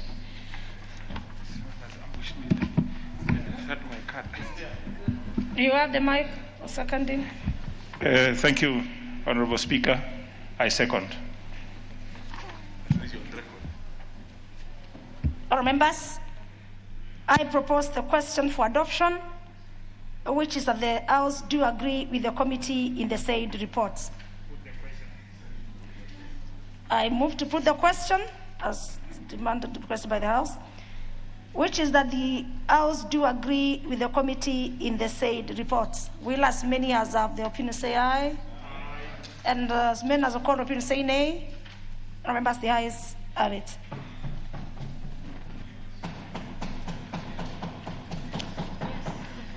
Order number 14, motion, approval of the accession to the African Charter on Democracy, Elections, and Governance. Can we have the chairperson, Departmental Committee on Defense and Foreign Relations, to move the motion? Thank you, Madam Speaker. And Madam Speaker, I beg to move that this House adopts the report of the Departmental Committee on Defense and Foreign Relations on its consideration of the accession to the African Charter on Democracy, Elections, and Governance laid on the table of the House on Tuesday, November 17, 2020, and pursuant to the provision of Section 8, Subclause 4 of the Treaty Making and Ratification Act 2012, approves the accession to the African Charter on Democracy, Elections, and Governance by the Republic of Kenya. Madam Speaker, this is one of the 6 African Union charters that were supposed to be, ratified by the African states. And actually, Kenya had previously ratified 5 of them, so this is the 6th one. So if this House ratify this treaty, Kenya will be compliant to all the 6 African Union charters. One is the African Charter on Human Rights and People's Rights. The second one is the Protocol to the African Charter on Human and People's Rights on the rights of women in Africa. The third one is the African Youth Charter. The 4th one is the African Charter on the Rights and Welfare of the Child. The 5th one is the African Union Convention on Preventing and Combating Corruption. And those 5 of them, as a state, Kenya has ratified all of them. So the 6th one is the one before the House now, the African Charter on Democracy, Elections, and Good Governance. Madam Speaker, this treaty is basically about adherence to the universal values and principles of democracy and respect for human rights. Just rush through because of time, very few of them. First of all, it is also good to note that actually it has been long overdue because it was adopted by the Assembly of Heads of States and Government of the AU on 30th January 2007, and we are now in 2020. And it was signed, or it entered into force on 15th February 2012. That is after ratification by 15 African states, and as of March this year, 34 and 46 states had ratified and signed the charter respectively. Kenya signed on 28th June 2008, and the commencement of the accession process of the charter was approved by Cabinet on 19th March this year. Then it was processed through this House, Madam Speaker. So if you go through the articles, especially Article 4, 5, 6, 7, 8, 9, and 10, these outline the declaration by the state parties of the intention to promote democracy, rule of law, and human rights, ensure, as I said earlier, constitutional rule and transfer of power, and ensure the full enjoyment of human rights, strengthen the human rights organs of the African Union. The issue is to eliminate all forms of discrimination, promote sustainable development in their policies and programs, and entrench the principle of the supremacy of the Constitution in the jurisdictions respectively. This is very, very important because even at this moment we are talking of constitutional changes as a country. This treaty talks of entrenching the principles of the supremacy of the Constitution. If you look at Article 11, 12, and 13, the states undertakes, the state parties undertakes to promote a culture of democracy and peace within their respective jurisdiction, including by ensuring transparent, very, very critical, and I underline transparent and accountable administration, strengthening political institutions, creating conducive conditions for civil society organization to exist and operate within the law. And of late, I haven't heard much of the civil society in this country. But this charter, Madam Speaker, is actually it's emphasizing on the creation of conducive conditions for the civil society organization to exist and operate within the law, and integrating civic education in educational curricula. Article 17, 18, 19, 20, 21, and 22 contains undertaking by the state parties to hold regular, transparent, free, and fair democratic elections, and to establish and strengthen independent and impartial national electoral bodies responsible for the management of elections. This is debatable because you even saw what is happening in the US. They just finished the elections, and there are claims that they were not independent or impartial. But the African Union Charter, this treaty, emphasizes on the creation and the strengthening of these independent and impartial national electoral bodies responsible for the management of the election. B, to strengthen, to establish and strengthen national mechanisms that redress election-related disputes in a timely manner. And I think this is always quite emphasized in our country, because should there be a dispute, we always head to the courts, to the Supreme Court for that purpose. And I think they have been redressed in a timely manner as enshrined in our Constitution. C is to ensure there is fair and equitable access by contesting parties and candidates to state-controlled media during elections. We are seeing around the region, actually, just one of our neighbors, that is the Republic of Tanzania, the United Republic of Tanzania, just finished the election. Kenya is going into the election in the next maybe 1.5 years. Uganda, the same. Somalia, the same. But as a region, this need to be very clear, because we are all parties to African Union. The issue of having fair and equitable access by contesting parties and candidates to state-controlled media during elections. So at times, as we ratify these treaties as state parties in the region, maybe there is a need for actual implementation, because it's not just enough to ink, to put ink on paper, but I'm talking of the region. As a region, a lot need to be done. D, there is need to ensure that there is a binding code of conduct governing legally recognized political stakeholders, government and other political actors prior, during and after elections. And it is good for members of this House that it's good to know that from the experience we always rush to read and acquaint ourselves to this very important code of conducts at the last time, the last minute, 11th hour, when even the membership in the House is not more than 10 members. And then when you go out there, you are the stakeholders, you are the players, and then you find they may not be friendly, or they act against us. Madam Speaker, Article 23rd, 24th, 25th, and 26th outline the agreement by the state parties on various acts which constitute an unconstitutional change of government that may attract sanctions from African Union. Under the provisions, Madam Speaker, the state parties agrees not to harbor or give sanctuary to perpetrators of unconstitutional changes of government, and to bring perpetrators of such changes to justice, or take necessary steps to effect their extradition. So it is very critical, and I allow just me to finalize by saying that if we ratify this treaty and implement it, it is going to enlarge our democratic space in terms of elections, human rights, and democracy. Madam Speaker, because of time, I want to end there.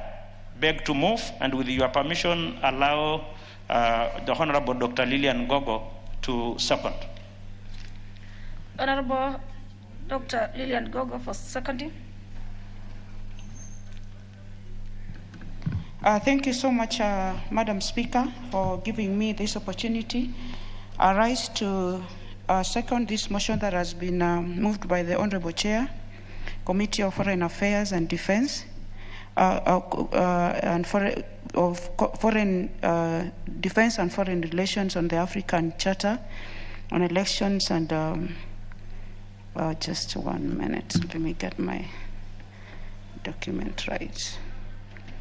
I beg to move the motion that has been. I'm seconding the motion that has been moved by the Chair on African Charter on Democracy, Elections and Governance, and I want to second it on the basis of its compliance with our Kenyan Constitution, and also I want to second it on the obligations the Charter has on its transparency and accountability on matters governance, and its provisions for the independence of the judiciary, we realize that lately there has been talk on matters of independence of judiciary, and this particular charter well addresses this, and it further provides for implementation of programs that promote democratic principles and practices.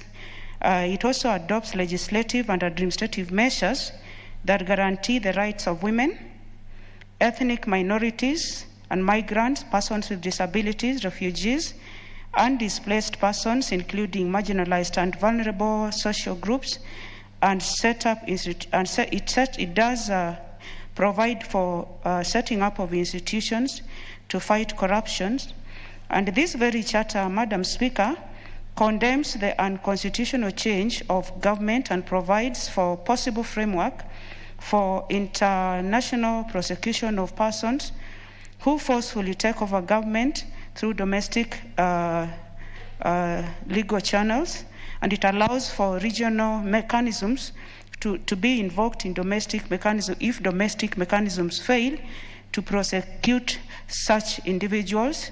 I've already mentioned, Madam Speaker, that the Charter is not in conflict with any provisions of the Kenyan Constitution. It is consistent with Kenya's constitutional values and objectives, and various statutes that have been enacted by the Constitution. And on matters policy, the Charter's provisions are consistent with the Constitution, and state obligations have been domesticated through various laws and institutions in Kenya. And I want to specifically mention the Elections Act of 2011, the Political Parties Act also of 2011, the Independent Electoral and Boundaries Commissions Act of 2011, and the County Government Act of 2012. Kenya holds periodic elections as provided for in the Charter, Madam Speaker. And also allow me just to mention that on financial implications, provisions of the Charter have been domesticated within the domestic legal framework. Therefore, financial obligations will continuously be catered for through normal budgetary estimates of the relevant institutions, Madam Speaker, and consequently, the implementation of the Charter will be under the collective responsibility. It will be under the collective responsibility of the Office of the Attorney General and the Department of Justice, the Ministry of Foreign Affairs, and the Ministry of Interior and Coordination of Government. And with those few remarks, I beg to second. Very well. Members, I propose the question, which is that the House adopts the report of the Departmental Committee on Defense and Foreign Relations on its consideration of the accession to the African Charter on Democracy, Elections, and Governance, laid on the table of the House on Tuesday, November 17, 2020, and pursuant to the provisions of Section 8(4) of the Treaty Making and Ratification Act 2012, approves the accession to the African Charter on Democracy, Elections, and Governance by the Republic of Kenya.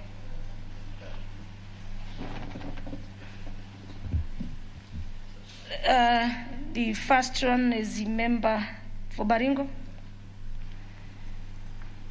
The Honorable, yes, I understand she's consulting.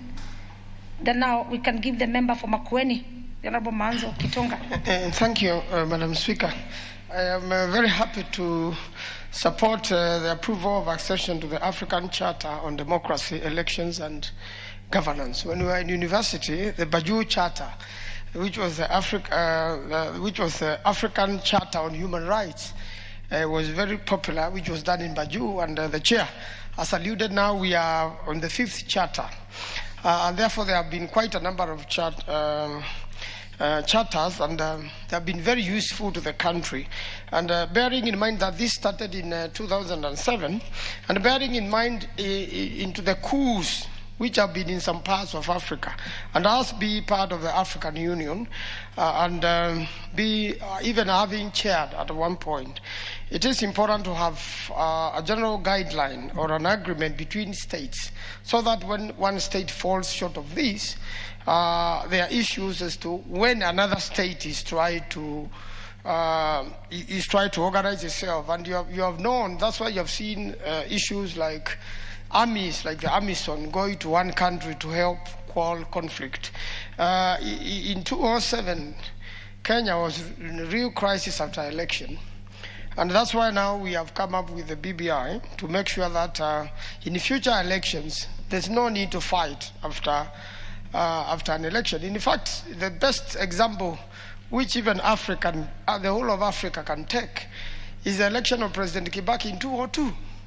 He won the election, and the opposition then was also happy with him. I was happy for him. In fact, I remember that time President Uhuru Kenyatta conceded to the election, and it sorted out a lot of electoral issues, and he took up as a leader of opposition. And life went on, and he lived to fight another day. And sure enough, 10 years later, he became president of the Republic of Kenya. Therefore, this is to ensure that after an election, and that's why you've heard we are our own constitution. This particular charter is within it, and many other municipal laws we have here, like the County Elections Act and the county election and the national elections, so that after an election, there's no likelihood of a fight or a strife. And ordinarily what happens when there's civil war in any country in Africa or any country in the world, women and children suffer most. The economy of the country sinks. Already the economy of the world is sinking because of COVID-19. And one of the worst things to happen is, with all these COVID-19 complications, after an election, a country goes into war. Just after 2017, Kenya was almost going to war. With this side of the house and the other side of the house, we were very nasty to each other, and it was a very uncomfortable position up to the time the handshake happened. And if Kenya went like that, I'll be wondering, with the complications of COVID, where as a nation will be today. I've even heard the president confess that one of the stabilizing things to have happened to his government was a handshake. And we wish things will be like that in future, and for many countries in Africa. Things will be like in 2002 in Kenya, where you win an election and you bring all Kenyans together and you work with all Kenyans and you take care of all Kenyans. I think President Kibaki will live to be a very, very good example to many presidents in the country. And I dare challenge members of this house, because I know some of them here will end up being presidents. I think a best role model one could ever have is President Kibaki. And you know, the chair, Honorable Kato, worked very closely with him. So Honorable Kato, I wish you well, and I'm sure you have learned well from President Kibaki. And I wish many other nations could copy from what President Kibaki did. And that's why we are looking into a future where there are discussions, where everybody's carried on board, where everybody's ideas are important, and where we develop the country without discriminating and make sure that every Kenyan is happy. If we do that, I believe, from this African Charter on democracy, elections, and governance, then we are going to have a better Africa and a better world. I thank you, Madam Speaker. I beg to support. Then let me have the member for Endebes, Honorable Ukose Robert. Thank you, Madam Speaker. Madam Speaker, I think this is a very historic day for this country, that the current parliament is accenting to the African Charter for Democracy, Elections. And when you look at the articles of this charter, and especially the objectives on Article 2, to promote, one of them is, there are 13 objectives. Among them is to promote adherence by each state party to the universal values and principles and democracy and respect for human rights. Madam Speaker, this is very important. When you go to Article 2, I was looking at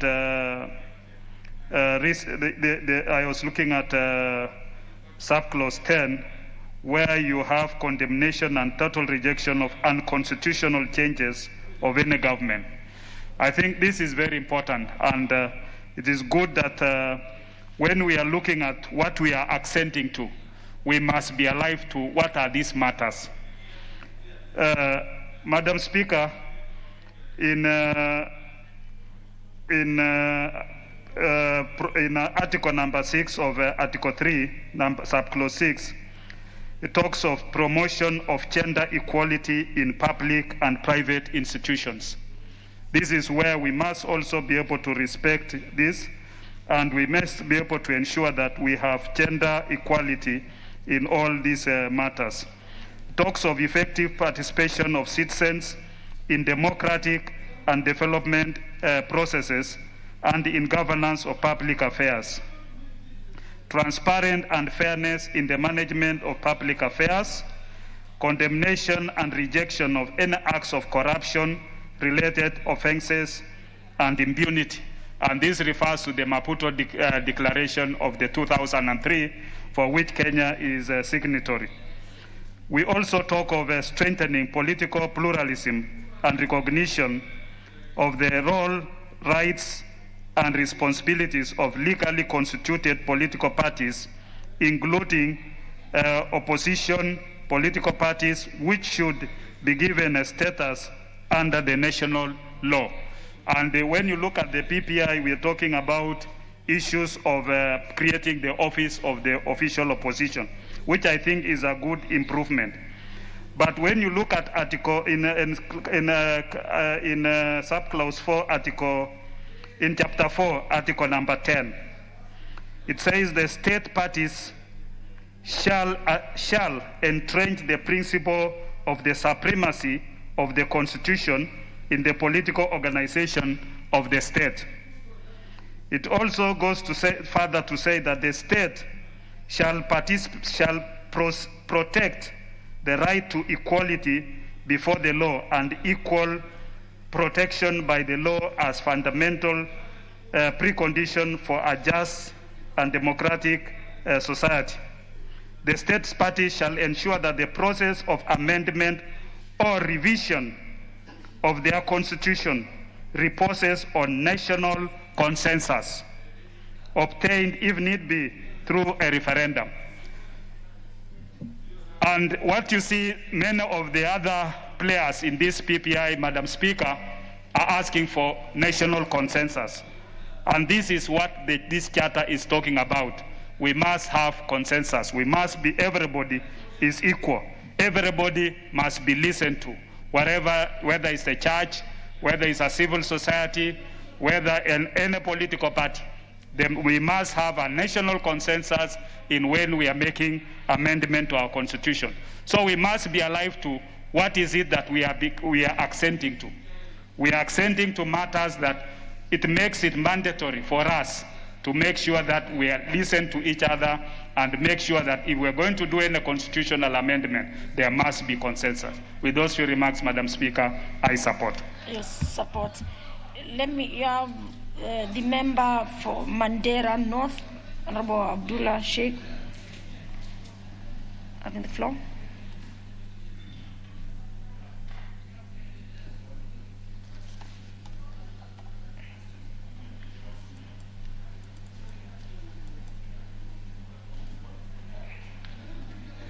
The member for Mandera North. Yes, you can use. Thank you, Mr. Honorable Speaker. First and foremost, I want to start by saying that I fully support this motion, which is actually about the African Charter on Democracy, Elections and Governance. Basically, it's an initiative by the African Union, and the aim of this thing is actually to provide African solutions to African problems. And the whole thing, of course, there are a number of articles in the Charter, dwells mostly on issue of governance. Issue of governance, issue of human rights, and issue of elections. And of course, this thing was adopted by the AUF states in 2007. It has actually delayed quite some time. It's rather unfortunate, but however, never too late. And I think we should have done it much earlier. But I think it's not yet late. We are now doing it, and I'm sure the House will find it prudent to agree with the committee. The most important part on this thing is the issue of saying about governance and elections.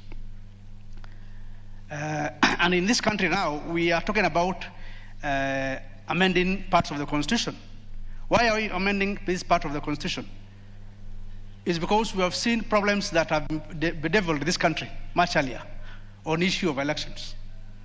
Elections will happen, all of a sudden then we have issues of conflict, chaos, and people not to say, I won. The other one says, I have not lost, something like that. So when you look at the whole idea is to ensure, to strengthen issue of governance. This charter also talks about independence and holding to governments to account. I have noted specifically, it talks about the independence of the judiciary. Now, the jury is still out there. What do we mean by independence of the judiciary? Even in the BBI right now structure, different groups, different individuals are interpreting the issue of independence of the judiciary. But this charter advocates and guarantees that member states ensure that the judiciary is independent. One of the things that are in BBI now is the issue of ombudsman. How independent is it? Is the independence in terms of appointment, or is the independence in terms of functions or performance? So we seem not to understand when we talk about independence of the judiciary.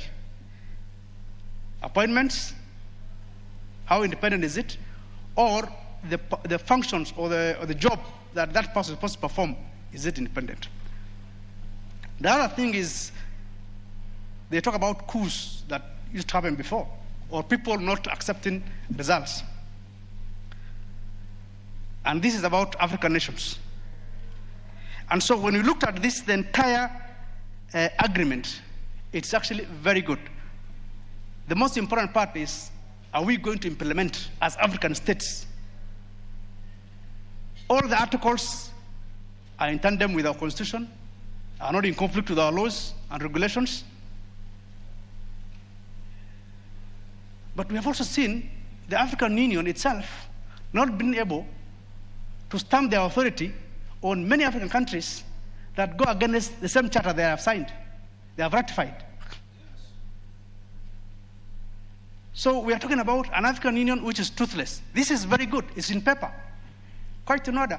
But how do we also implement? We don't have. Do we have African courts where we can try people who are in violation of governance and elections? We don't have. So I think it's very good, and as a country, as Kenya, it's right time that we have actually ratified, and today we will ask the House to agree and approve the agreement. Thank you very much. Very well. That was said. Let me have the member for Funyula, the Honorable Undo Jambo. Thank you, Honorable Speaker. I stand to support the adoption of the Charter on democracy, generally speaking.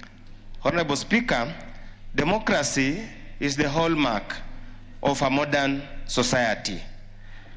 Honorable Speaker, democracy means that every man has got his say, the majority have got their say, but the minority must also be listened to.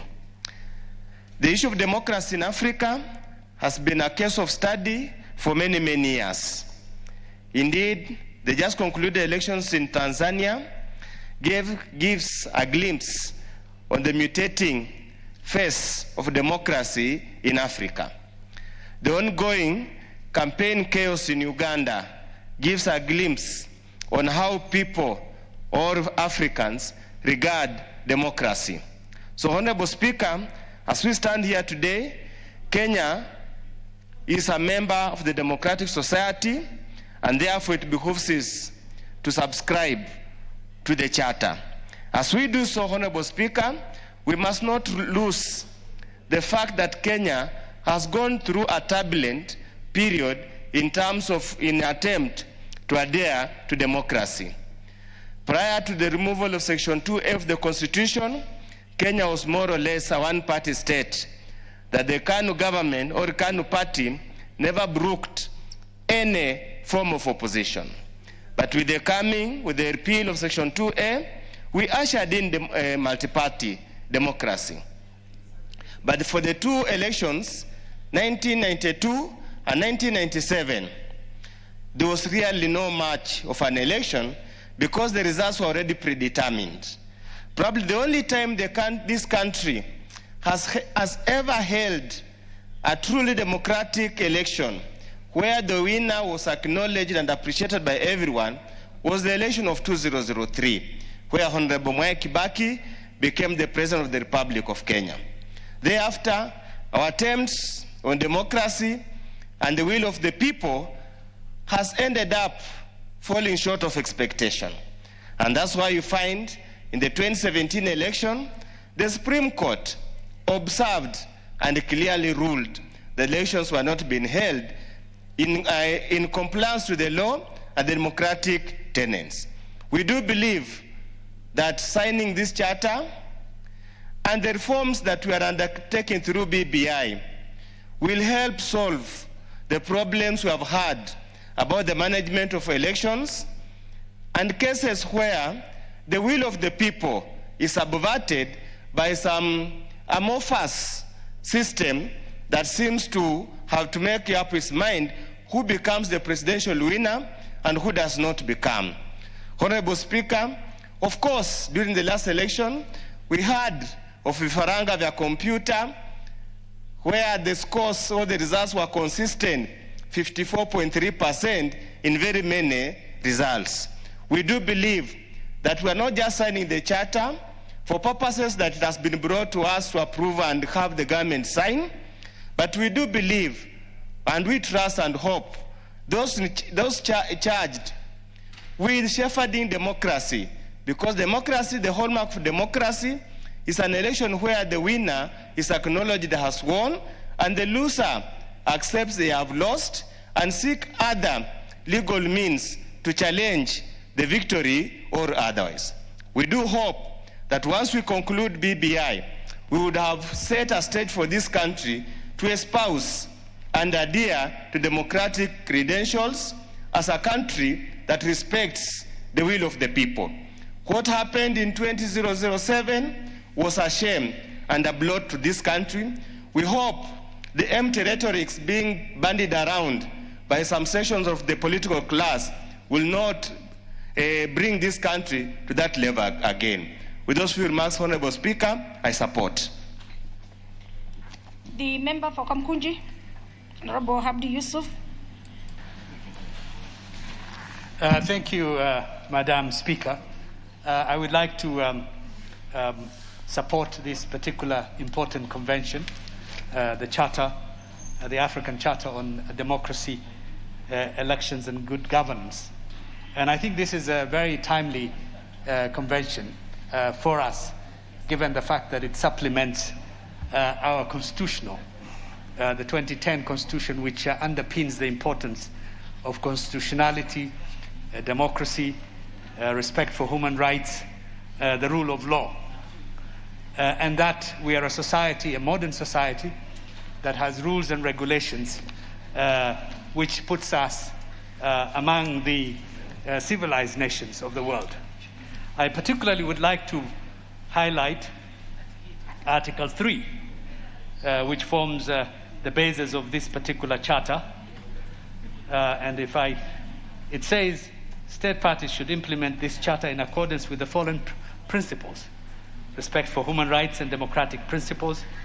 It also emphasizes access to and powers, exercise of state power in accordance with the constitution of this state party and the principles of the rule of law. It is also important to point out an issue that has bedeviled Africa, issues of coup d'etats, and violence in elections. And one of the articles emphasizes that once we commit ourselves to this charter, we will not allow the seizure of power by forceful means, through a military coup d'etat or any other means. And I think this particular charter is so important for us if we look at what is happening around us now. If you look what has happened in Tanzania, what is happening in Uganda, what's happening in Ethiopia, and what is happening in Somalia, that in fact this charter is quite relevant and important in underpinning the African continent's forward to democracy and stability.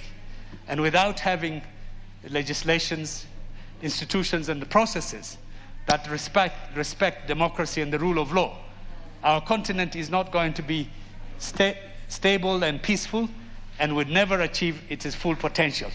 And therefore, I welcome and encourage our Parliament to accept and approve this important charter, which would re-emphasize and energize and empower us more as we move forward to face many of the challenges that we face as a country.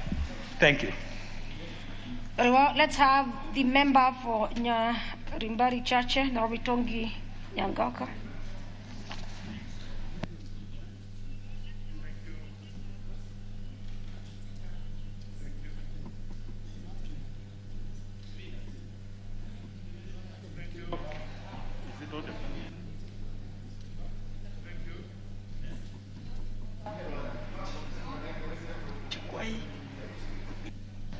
Please use the next, yes.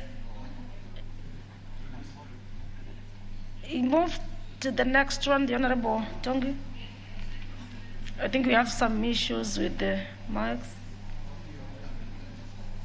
but they have been looked into. Honorable Tongi, or you can use the dispatch box.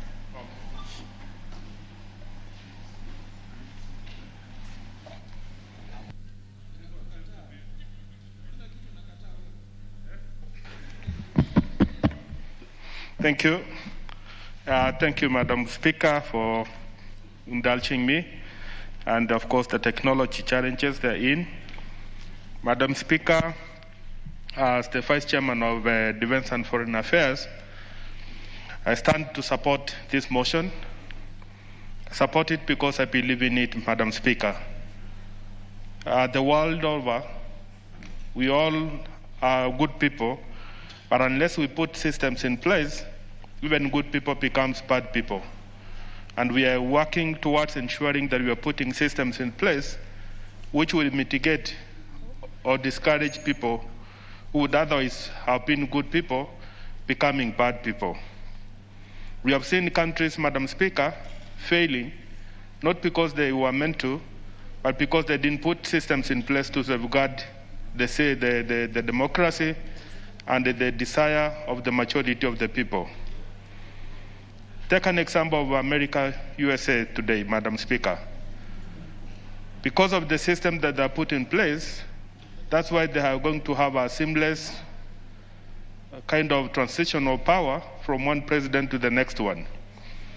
I would not want to imagine what would have been if they didn't have that kind of system in place, where the systems work, where people know what they're supposed to do, without having to wait for the command or directive of the president. And that's what we are aspiring to do as African leaders.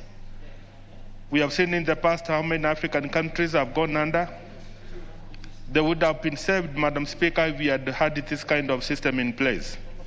The Charter is meant and is attempting to address the challenges that come with bad leadership. Because if we cannot have something to measure, if we cannot measure it, then we cannot be able to reward it. The motion, the ratification is meant to ensure that all African leaders, countries, and their leadership are going to speak from one voice in reference to the charter that has been signed. My colleagues who have spoken ahead of me, Madam Speaker, have given examples of the countries in Africa who have messed, who have destroyed the economies, who have killed their people, who have maimed the women, who have killed the children, all in the name of fighting for power. But that will be a thing of the past once we have passed this charter, which is going to be anchored under the African Union. The charter, among other issues, Madam Speaker, is attempting to address the economic challenges. Because once we agree amongst ourselves, under one table, that we are having one of the biggest economy by virtue of the resources that God has given us, if we agreed amongst ourselves as leaders that we have what it takes to drive this economy of Africa to the next level, Madam Speaker, then we are going to continue whining and complaining, yet we have what God has given us, Mother Nature has given us, we should be able to drive our economies to the next level. Research and scientists have done research and have come up with the findings that the next fighting, the next big economy, the next growth in terms of population and the economy would be in Africa. But how prepared are we, Madam Speaker? Like Mother Teresa would have said, that clean the front of our houses and the entire world would be a very clean environment to live in. If as leaders we make our contribution, we do our bit, then the rest of the story will be good. The rest of the African countries will have succeeded, Madam Speaker. Because I have seen the interest on part of my colleagues who want to contribute into this motion, Madam Speaker. I support it, and I support because I believe in it. It's going to address the challenges that we're having as a country and as an African continent. I support. Very well. Let's have the Honorable Gatti Danita.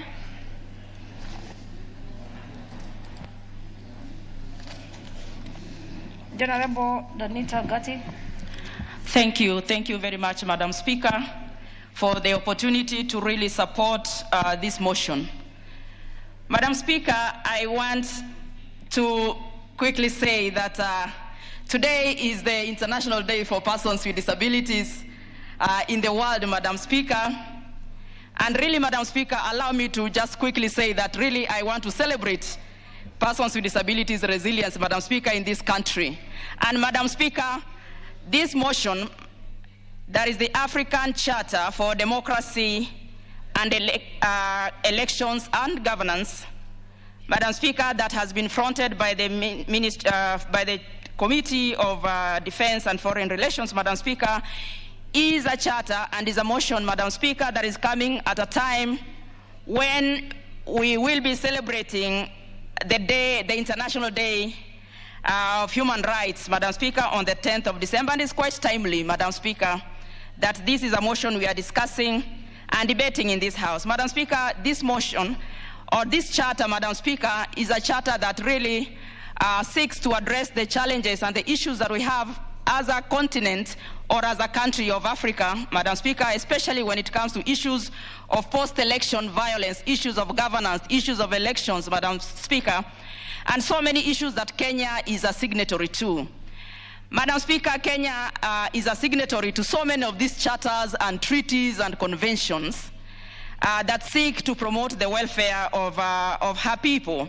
And Madam Speaker, in this regard, I really also wish, Madam Speaker, as I support this charter, to really say that Kenya has made quite a number of strides to promote the rights of persons of Kenya. And for me, Madam Speaker, the signing and ratification of this charter will definitely go a long way in ensuring that human rights, Madam Speaker, democracy is something that we are not talking about or something of the past. And Madam Speaker, it is in this regard, Madam Speaker, that you have seen that as a country of Kenya, we have actually brought in the issue of BBI. Madam Speaker, BBI is seeking to strengthen some of these issues that we are talking about. Madam Speaker, addressing issues of historical injustices is what BBI is proposing to strengthen. And Madam Speaker, the reason I'm happy with this motion and this charter is because, Madam Speaker, this charter does not seek to actually change the constitution of this country. It seeks to augment and support the constitution of Kenya. And that is exactly, Madam Speaker, what BBI is trying to support. And Madam Speaker, so there's really nothing much that it goes to destroy the Constitution. It's a matter of supporting the Constitution. Madam Speaker, Kenya is not only a signatory to this convention that is electoral governance. Madam Speaker, when we are celebrating the International Day for Persons with Disabilities in this country, Madam Speaker, celebrating the resilience of persons with disabilities in Kenya, Madam Speaker, there is also a charter and a protocol that is currently within the executive. And this, Madam Speaker, is the African Union Disability Protocol. And Madam Speaker, I think for me, after we are done with this charter, Madam Speaker, I want to also make an appeal that the cabinet memo that is currently in the cabinet finds its way here into this house, Madam Speaker, through the Committee of Labor, so that, Madam Speaker, we are also looking at the disability protocol of the AU, so that we are also enhancing the concerns of the people that are persons with disabilities in Kenya. Madam Speaker, Kenya has no shortage of laws, as we always know. And Madam Speaker, it is my hope that really Kenya signs. And Madam Speaker, it is one thing to sign, and it is one thing to ratify a protocol, Madam Speaker. So signature itself does not really ensure that you have ratified. Kenya has to sign, and Kenya has to ratify, making sure that we domesticate some of these concerns that Kenya is a signatory to, Madam Speaker. So, Madam Speaker, allow me to take this opportunity to thank and celebrate the persons with disabilities of this country as we also enjoy our day for persons with disabilities. I support, Madam Speaker. Very well. Members, even the next motion is talking about by Honorable Denita Gatti. When we get there, of course, it's about disability. So we join you in celebrating. Let me have the member for Nandi, the Honorable Tum Chebet. Honorable Speaker, I want to talk to number 15, motion on disabilities. You want to speak to the other motion? The Honorable Member for Diwa, the Honorable Martin Owino.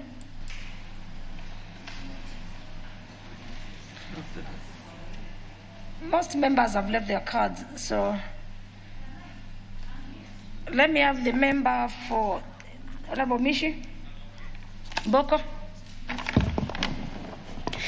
Thank you, Honorable Speaker, for giving me this opportunity to support this motion on African Charter on Democracy, Election and Governance. Madam Speaker, I'm supporting this because this motion is in tandem with our 2010 August Constitution, Madam Speaker. The many proposals which have been drafted in this charter, Madam Speaker, are already domesticated in our country's law, Madam Speaker. Madam Speaker, I am a believer of democracy, and democracy is about the rule of the people and for the benefit of the people, Madam Speaker. Madam Speaker, I believe democracy is not just about election and voting, Madam Speaker, but it is about involving the public, or rather the citizen, in the issues of development, Madam Speaker. So this charter also talks about democracy, Madam Speaker. Madam Speaker, this charter also talked about the rule of law, Madam Speaker. You remember we have relations in terms of bilateral and also multilaterals within African nations, Madam Speaker. Madam Speaker, having such a charter, it will enable us to have commonalities in terms of law regarding democracy, election, and governance. Therefore, there'll be an order, and the system will not be anarchic the way it is right now, maybe without the ratification of this charter, Madam Speaker. Madam Speaker, this charter also talks about election, Madam Speaker. As a country, we have been witnessing a lot of challenges, especially during elections and even after election, Madam Speaker. Being a member of this charter, that if today we can ratify, this charter, Madam Speaker, then in case we have any kind of problems, our neighbors, African nations, who are also members, can also be the first people to do some intervention in such a scenario, Madam Speaker. Madam Speaker, this charter will strengthen our relationship within those members who have ratified or are a member in this charter, Madam Speaker. When you are talking about human rights issues, Madam Speaker, you will not fail to talk about women's rights. You will not fail to talk about rights of people with disability. You will not fail to talk the rights of the youth. Madam Speaker, we have witnessed a lot of violation of women's rights or in general human rights, especially during armed conflicts. Armed conflicts such what we witnessed, the genocide in Rwanda, Madam Speaker, the genocide in Burundi, Madam Speaker, what we have witnessed, so many wars in the African continent, Madam Speaker, even what is still happening right now in Somalia, Madam Speaker, what is happening even in Egypt, Sudan, and Ethiopia regarding the dam, Madam Speaker. So, Madam Speaker, having ratified a charter which will encompass us all the African nation to have a common voice in terms of democracy, election, and governance. Madam Speaker, this is a very important thing. Madam Speaker, it is all about governance. How do you govern, Madam Speaker? How do you respect the rule of law? How do you respect the Constitution, which is the mother law in any country or in any nation, Madam Speaker? If, for instance, a country which is a member in this African Charter, and it does violation in terms of human rights or violating the Constitution they have, then any member state which is a party of this African Charter will have a right to do some intervention to ensure that even those citizens in those other member states can also experience or rather enjoy the rule of law, Madam Speaker. Madam Speaker, right now what is happening in Uganda, it is really pathetic, Madam Speaker. We are really crying as East African community. If you can see scenarios which demonstrate a kind of dictatorial leadership or authoritative kind of leadership, and yet as a country where maybe we are here, so if you have such a ratification of such a charter, we'll have an opportunity even to intervene and even tell the president or the governors or the leadership of that nation, Madam Speaker. Just a moment, Honorable Mishi, there is an intervention by the Honorable Member for Yatta.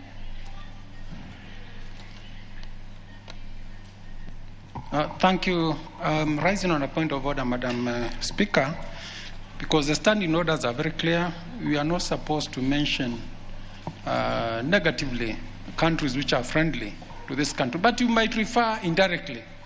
So is the Honorable Member in order, despite what she's saying being so true, to mention what is happening in Uganda in the floor of the House?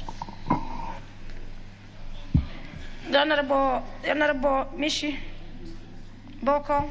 Madam Speaker, Madam Speaker, formation of treaties, formation of convention, formation of protocol, they are formed so that the member states of those treaties, they can assist each other. Today, if we are seeing people being killed in Uganda, people who are going angry because of the violence or because of the conflicts which are there, then as a state who are member, we can do some intervention in terms of humanitarian ways. Maybe you can provide food. We can provide some medication facilities to assist our neighbors. That is what I meant. Very well. You have 1 minute. Thank you, Madam Speaker. Just because now I have only 1 minute, I just want to wind up and say that I really support this ratification of African Charter because it will also emphasize on our unity, on our collaboration and cooperation in terms of so many ways and in terms of development agenda. I support, Madam Speaker. The member for Turkana, Honorable Emanuel. Okay, today the women, Thank you, Honorable Speaker. Seem to be doing very well. Thank you, Honorable Speaker. From the onset, because we are talking of the African continent, I would wish to congratulate Honorable Denita Gatti, MP for election as the African representative to the Commonwealth on the disability issues. Honorable Speaker, back to the motion. I support the ratification of this 6th African Charter, which is on democracy, elections, and good governance. It's long overdue. 13 years down the line, Kenya has already signed, but we need to ratify it as this House. Honorable Speaker, I'll be very brief because most of the issues I wanted to touch on have been dealt with by my colleagues. One is on the objective number 11 in Article 2, promotion of gender balance, gender balance and equality in governance and development processes. which is also emphasized in Chapter 4, which deals with democracy, rule of law, and human rights. The Article 8 of that chapter says no state shall do any discrimination on any basis, including gender, ethnic, religious, racial, etc. That is self-explanatory. Why we fight for gender equality and gender balance is that it's because it's about human rights. For us to achieve an all-rounded, holistic development, we must involve all sectors of our communities equally. Honorable Speaker, Objective 5 in Article 2 talks of promoting and protecting the independence of the judiciary. And the independence here means freedom from improper influence of other branches of government, freedom from partisan interests, and in essence, it's about separation of powers,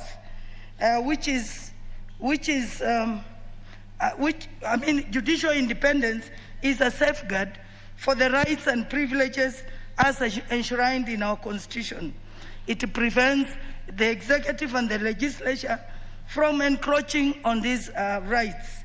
Honorable Speaker, because many people have already linked this charter to BBI, and we have no objection to BBI, but the independence of judiciary is very important.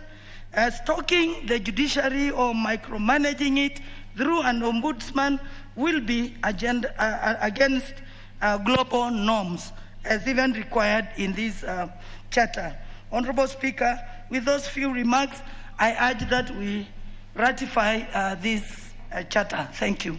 Very well. Let's have the Honorable Maoka Maore, the member for Ingembe North.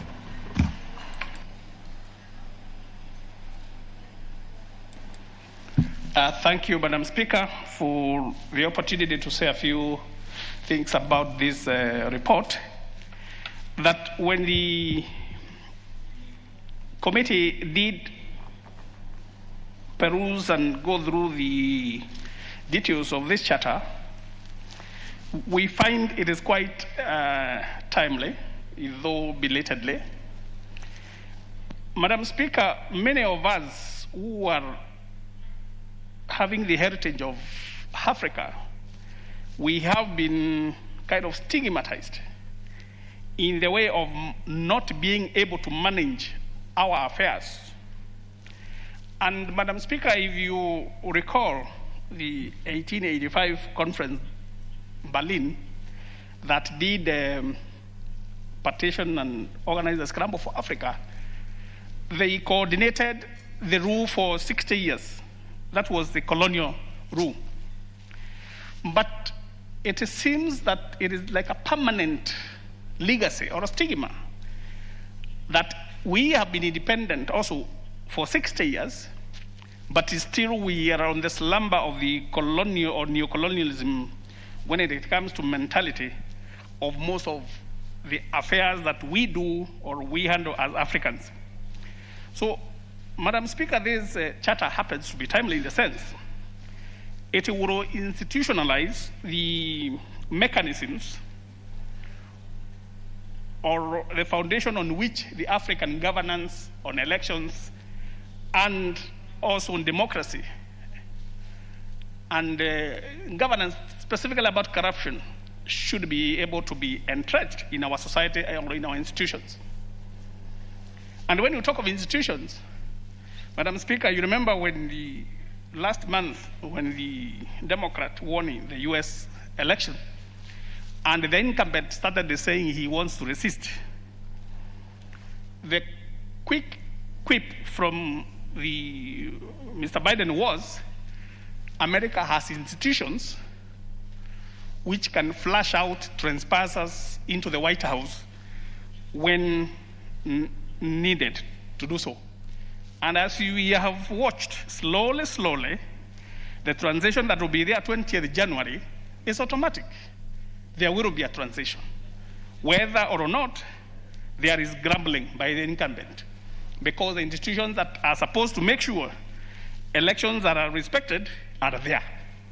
So the problem with Africa, and unfortunately Kenya has been made an experiment by this thing you call the 2010 Constitution, whereby everybody who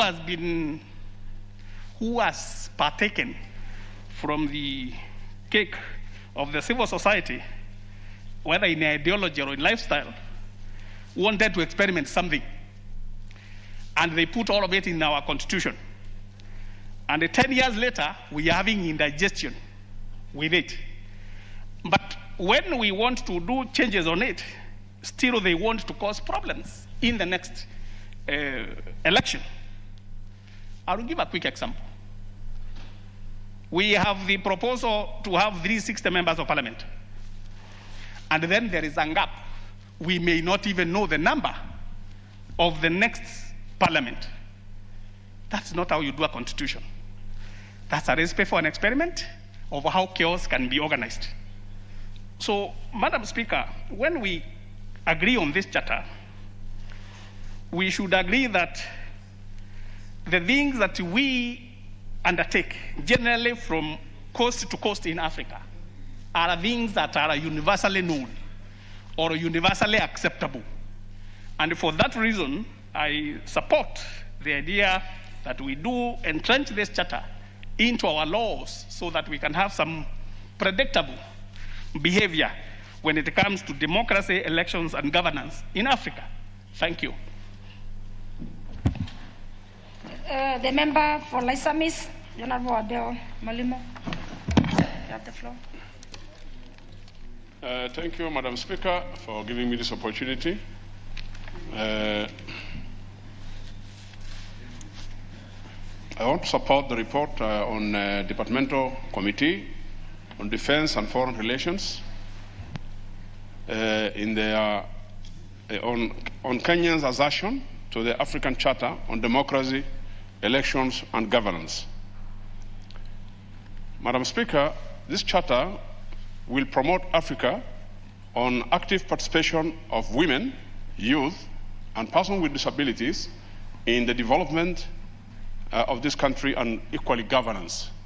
Madam Speaker, as you are aware, today youth constitute a bigger percentage of our population, and that we have not safeguarded these youth, people with disability, for the employment of this sector of the people. And in fact, you will see an influx of this category of people migrating from Africa going to Europe. And by so doing, it is very unfortunate that we see on a daily basis that the kind of boats they board to cross over as they cross over to Italy or these other countries, which are deemed to be the countries of honey and milk, many of them get drowned.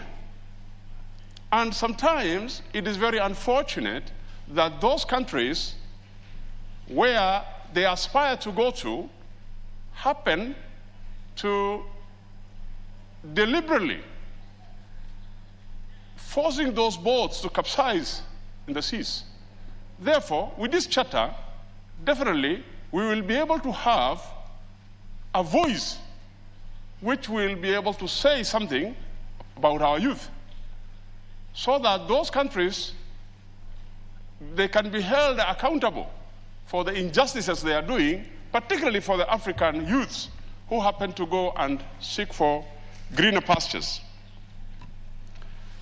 Madam Speaker, Africa as a continent has always been categorized as a continent which is being referred to as a third country, third world country. This is to say that some countries are categorized as developed. Some countries are categorized as developing, while Africa as a continent We are not yet there. We are not yet there yet. So I think it will be prudent if this kind of a charter is brought on board so that those African countries can be able to come together. Just like some times back, the president of Libya, Gaddafi, had actually come up with a concept of having, it was called United States of Africa. That was a dream. It was a dream that if only the African nations had actually come together to support that dream, then we would have actually seen our common good. Madam Speaker, this charter also enhances the independence of our judiciary, which should also be fully funded. Currently, we actually see that cases have gone dragging for many years just because of some issues associated with finances, associated with the lack of judges here and there. Madam Speaker, this charter will also address the issue of interrelation, governance and interrelation between countries on even cross-border issues. The fact that just the other day it was discussed here that we have Coast Guard to take care of our waters, and yet people from these our neighboring countries have actually tried to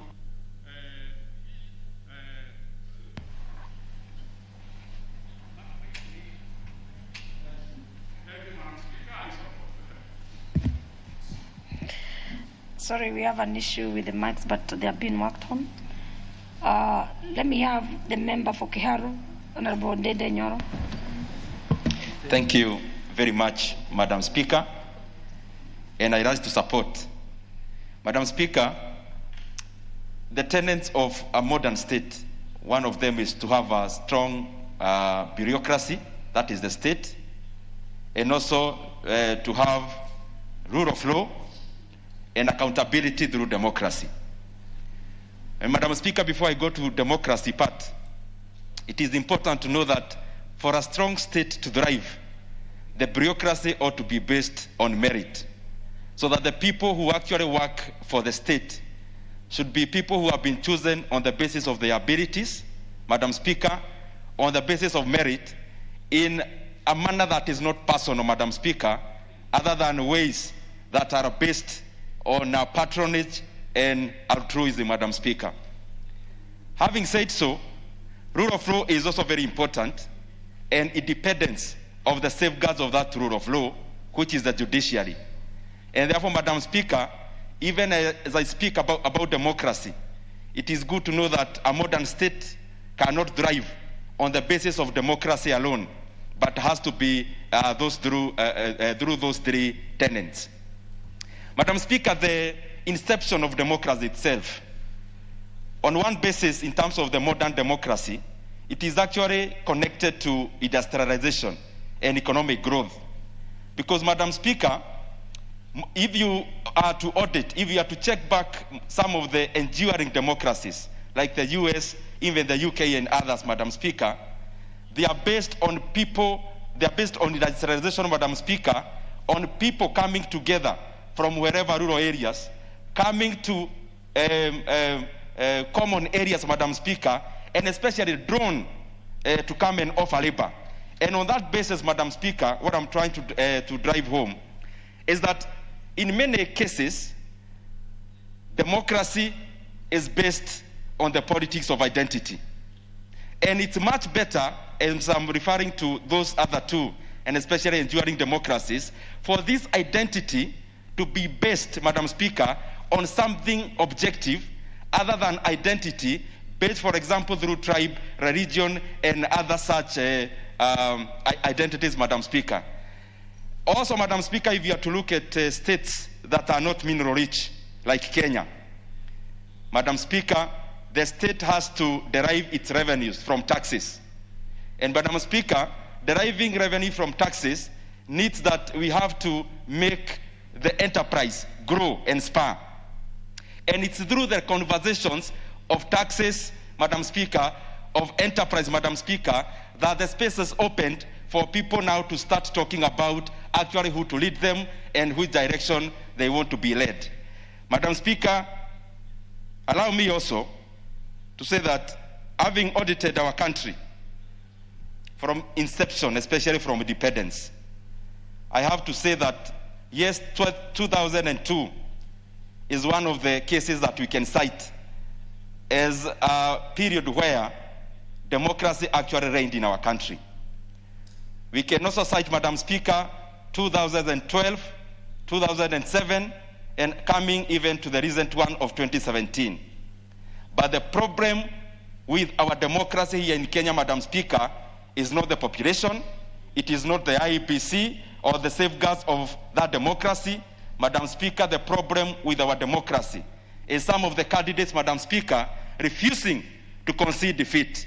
And I want to urge every other person who goes to elections, you do not go to elections with a predetermined result and forcing the safeguarders of that democracy to announce you as the winner.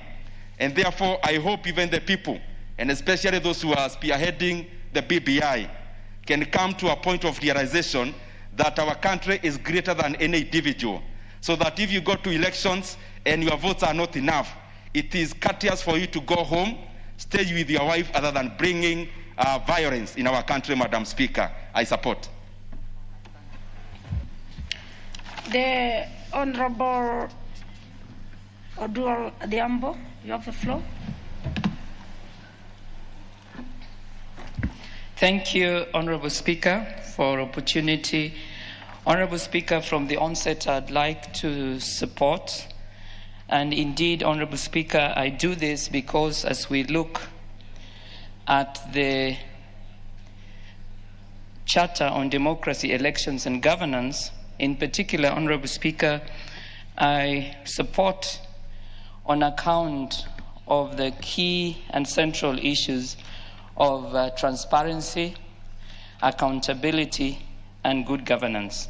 Honorable Speaker, I know that as we look especially on issues of governance, we in Kenya, as in the rest of Africa, are looking at the idea of the exercise of the vested authority, and that it be authority that is exercised in a transparent, accountable way. I therefore, Honorable Speaker, as I support, indicate that it is an opportunity for us, not just as those who are in Kenya, and indeed, Honorable Speaker, charged with the responsibility to contribute in a way that is positive, but to see that we are not just talking about democracy, elections, and governance in a vacuum, but, Honorable Speaker, we are dealing with this in a context where we have tended to not adhere to the principle of ensuring that we engage in a way that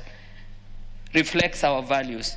I specifically, Honorable Speaker, want to speak to the issue that all of us in Kenya, Honorable Speaker, and members have alluded to when they talk about the BBI.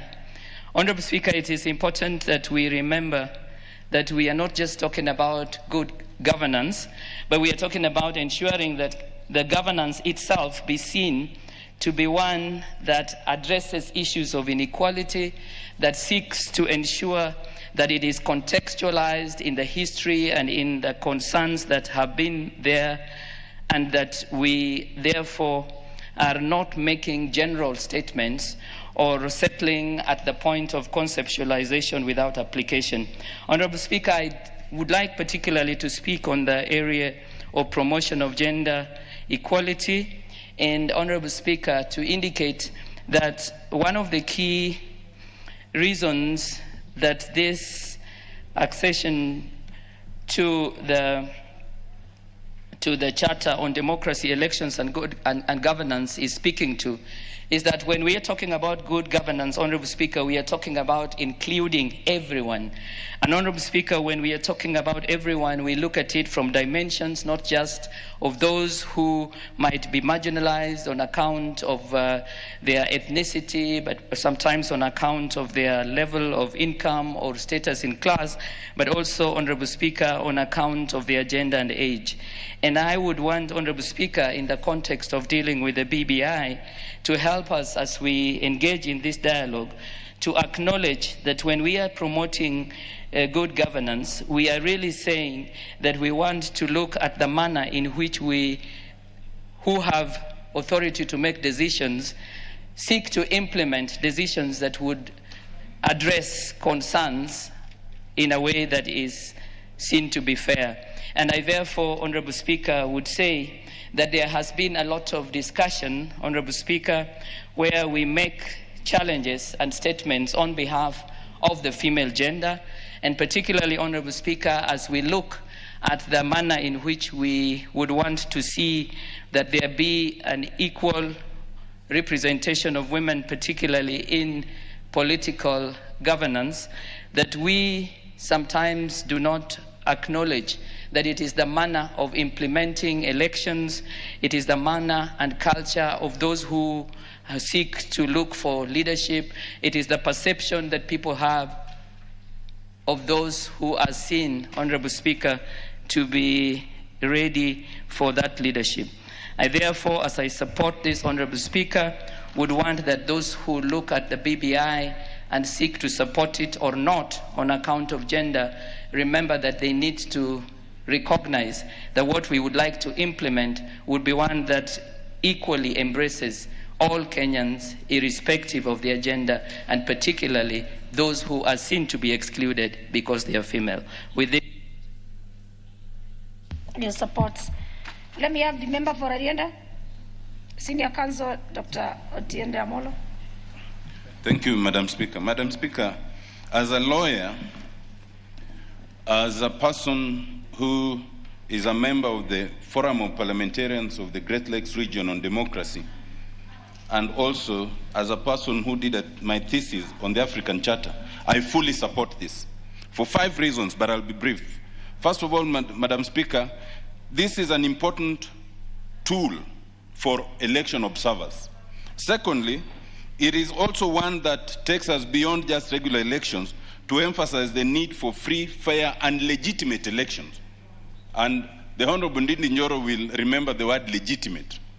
Thirdly, Madam Speaker, it also sets a commonality of standards that we can use when we believe one state may have gone against those principles, and it's a mode of intervention. Madam Speaker, I want to emphasize only 2 things that have been spoken to. First, on Article 10, on the question of a referendum. Some of the colleagues have misinterpreted this. It is emphasized that the idea of amendment of a constitution should repose on national consensus obtained, if need be, through referendum. It is not that you create consensus to avoid a referendum. It is the referendum itself that is the vehicle for consensus. Indeed, if you did otherwise, it would be undemocratic. You cannot agree and say, now we have all agreed, we are going on a referendum, we do not want anybody to oppose. That is exactly the opposite of what is advocated. By definition, referendum is a choice.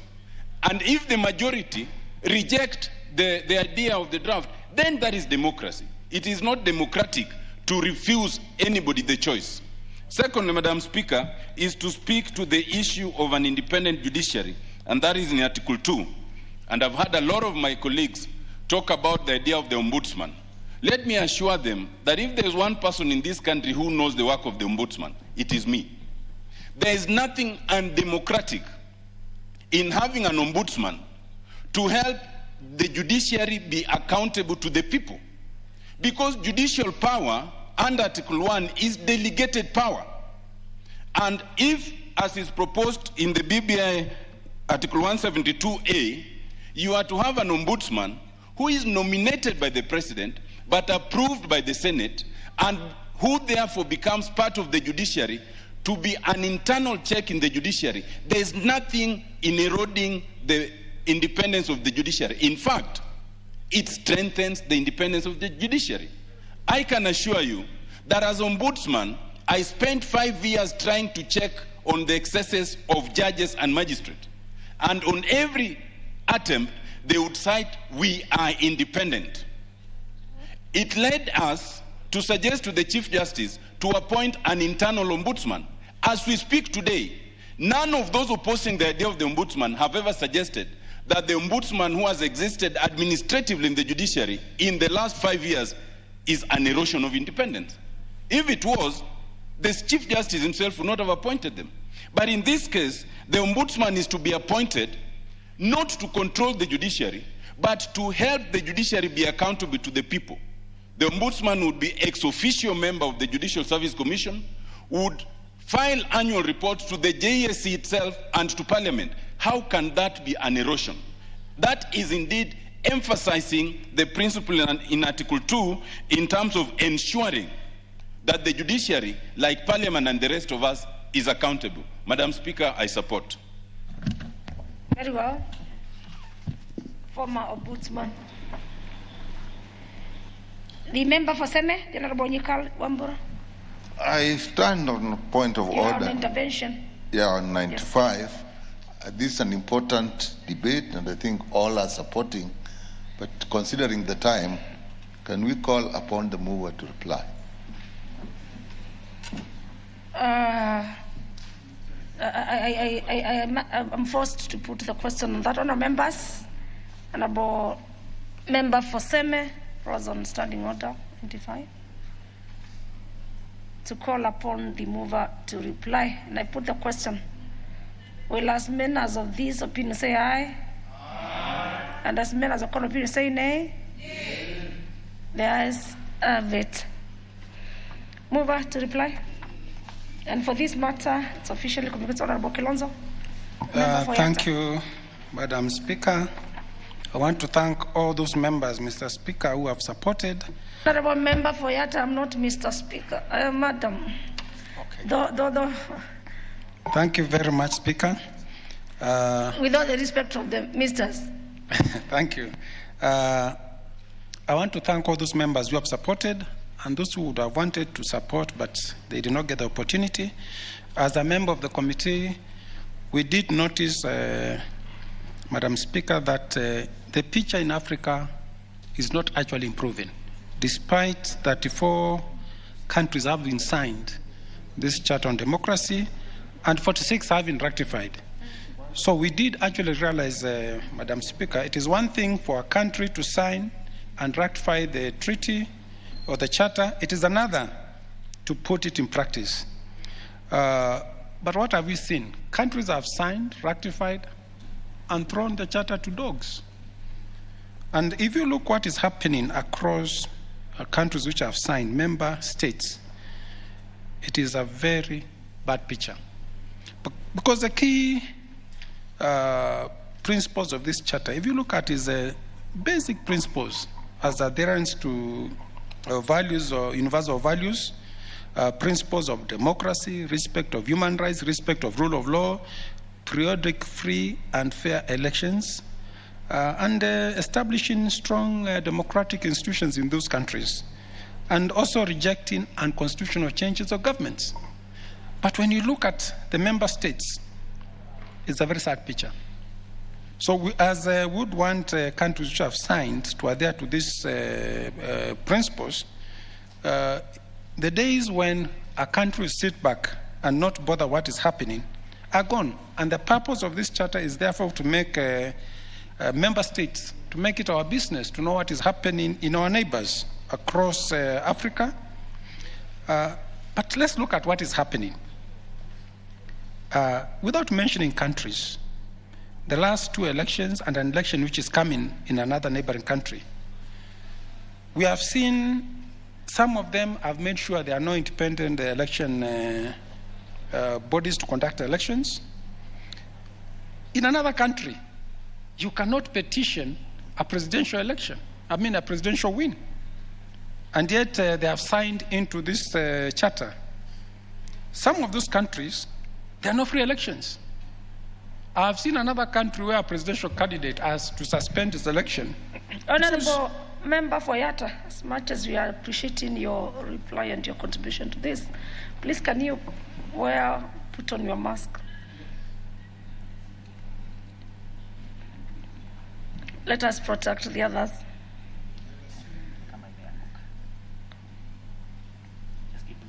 Give him the mic. Honorable Member for Yatta, you can use the mic ahead.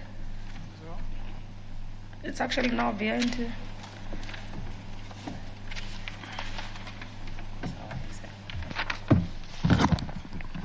Thank you.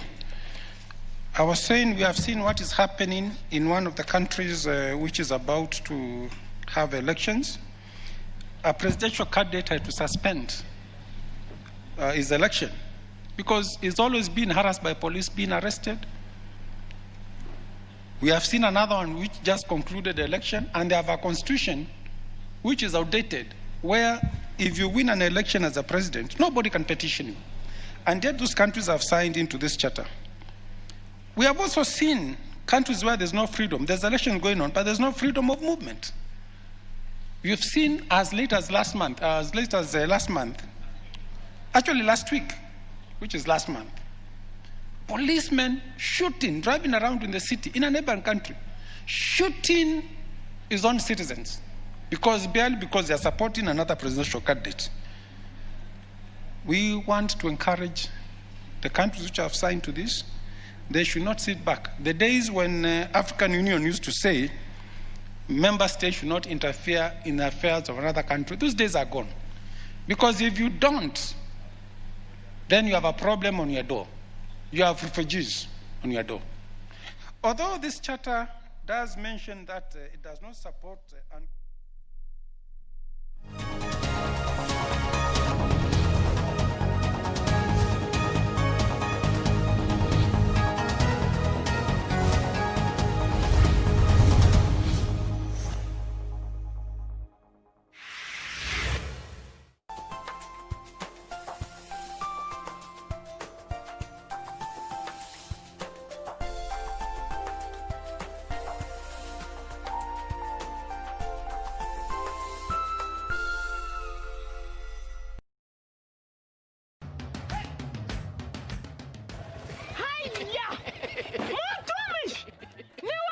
Ni mimi. Ulitoa pikipiki? Mlitani sitaomoka. Ni yako. Hii nduzi ni yangu. Niliwahi pale Quickbit. Quickbit?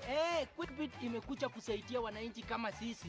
Nilinunua 399 shillings. Juu nilikuwa the lowest unique bidder. 399 shillings. Quickbit shilingi moja unaweza nunua pizza. Shilingi mbili unaweza nunua microwave. Shilingi tano unaweza nunua hata gari. So tupeleke huko hata mtu aende huko. Jiunga na Quickbit ni rahisi. Enda kwenye M-Pesa, bonyeza paybill kisha weka business number 4032353. Kwenye account weka kodi ya bidhaa unayotaka na bidi yako ya chini zaidi. Kwa mfano TV 16. Kisha weka shilingi 20 tu kama idadi yako. Weka bidi yako pia kwenye www.quickbit.co.ke. Kumbuka, bidi ya chini zaidi ya kipekee ndio hununua. Quickbit, bidhaa bora kwa bei ya chini.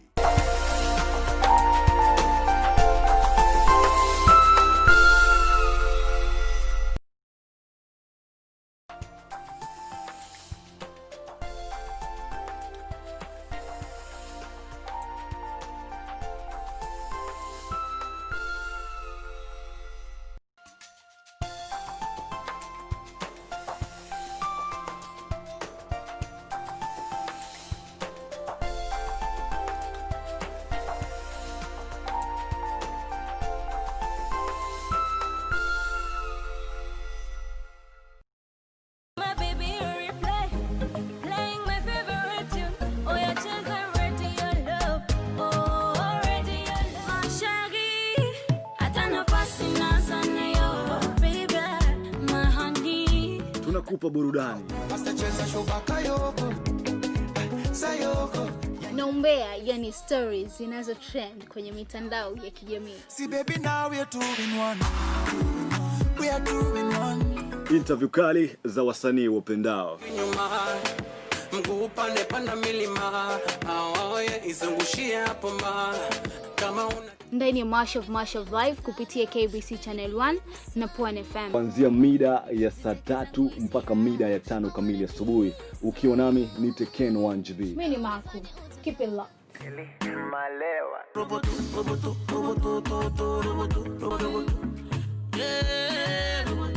Isemeka wana for daddy.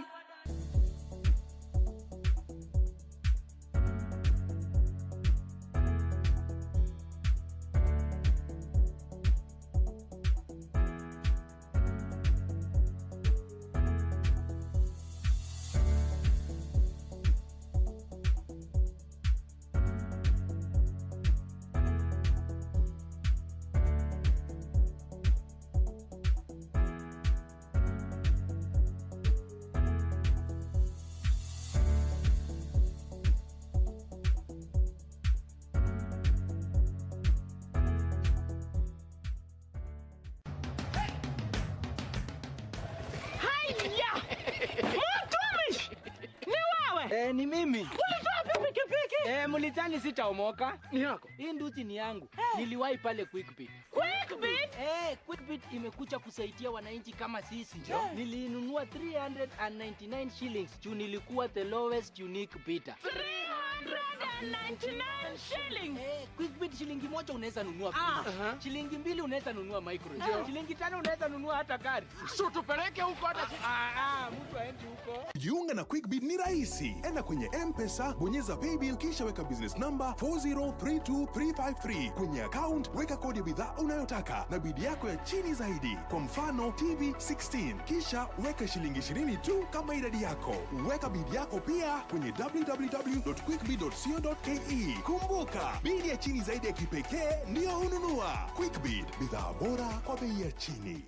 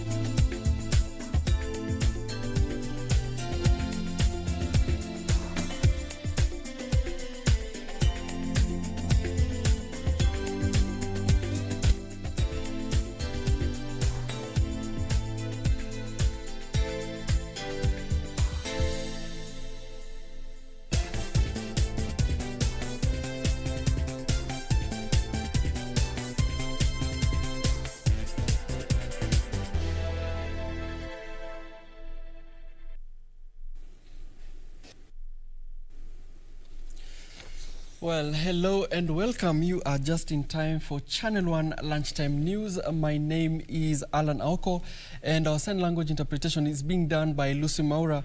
Of course, you can always keep in touch with us through our social media platforms at KBC Channel 1 on Twitter and on Facebook. We want to begin now with the doctors' strike, where the medical practitioners, pharmacists and dentists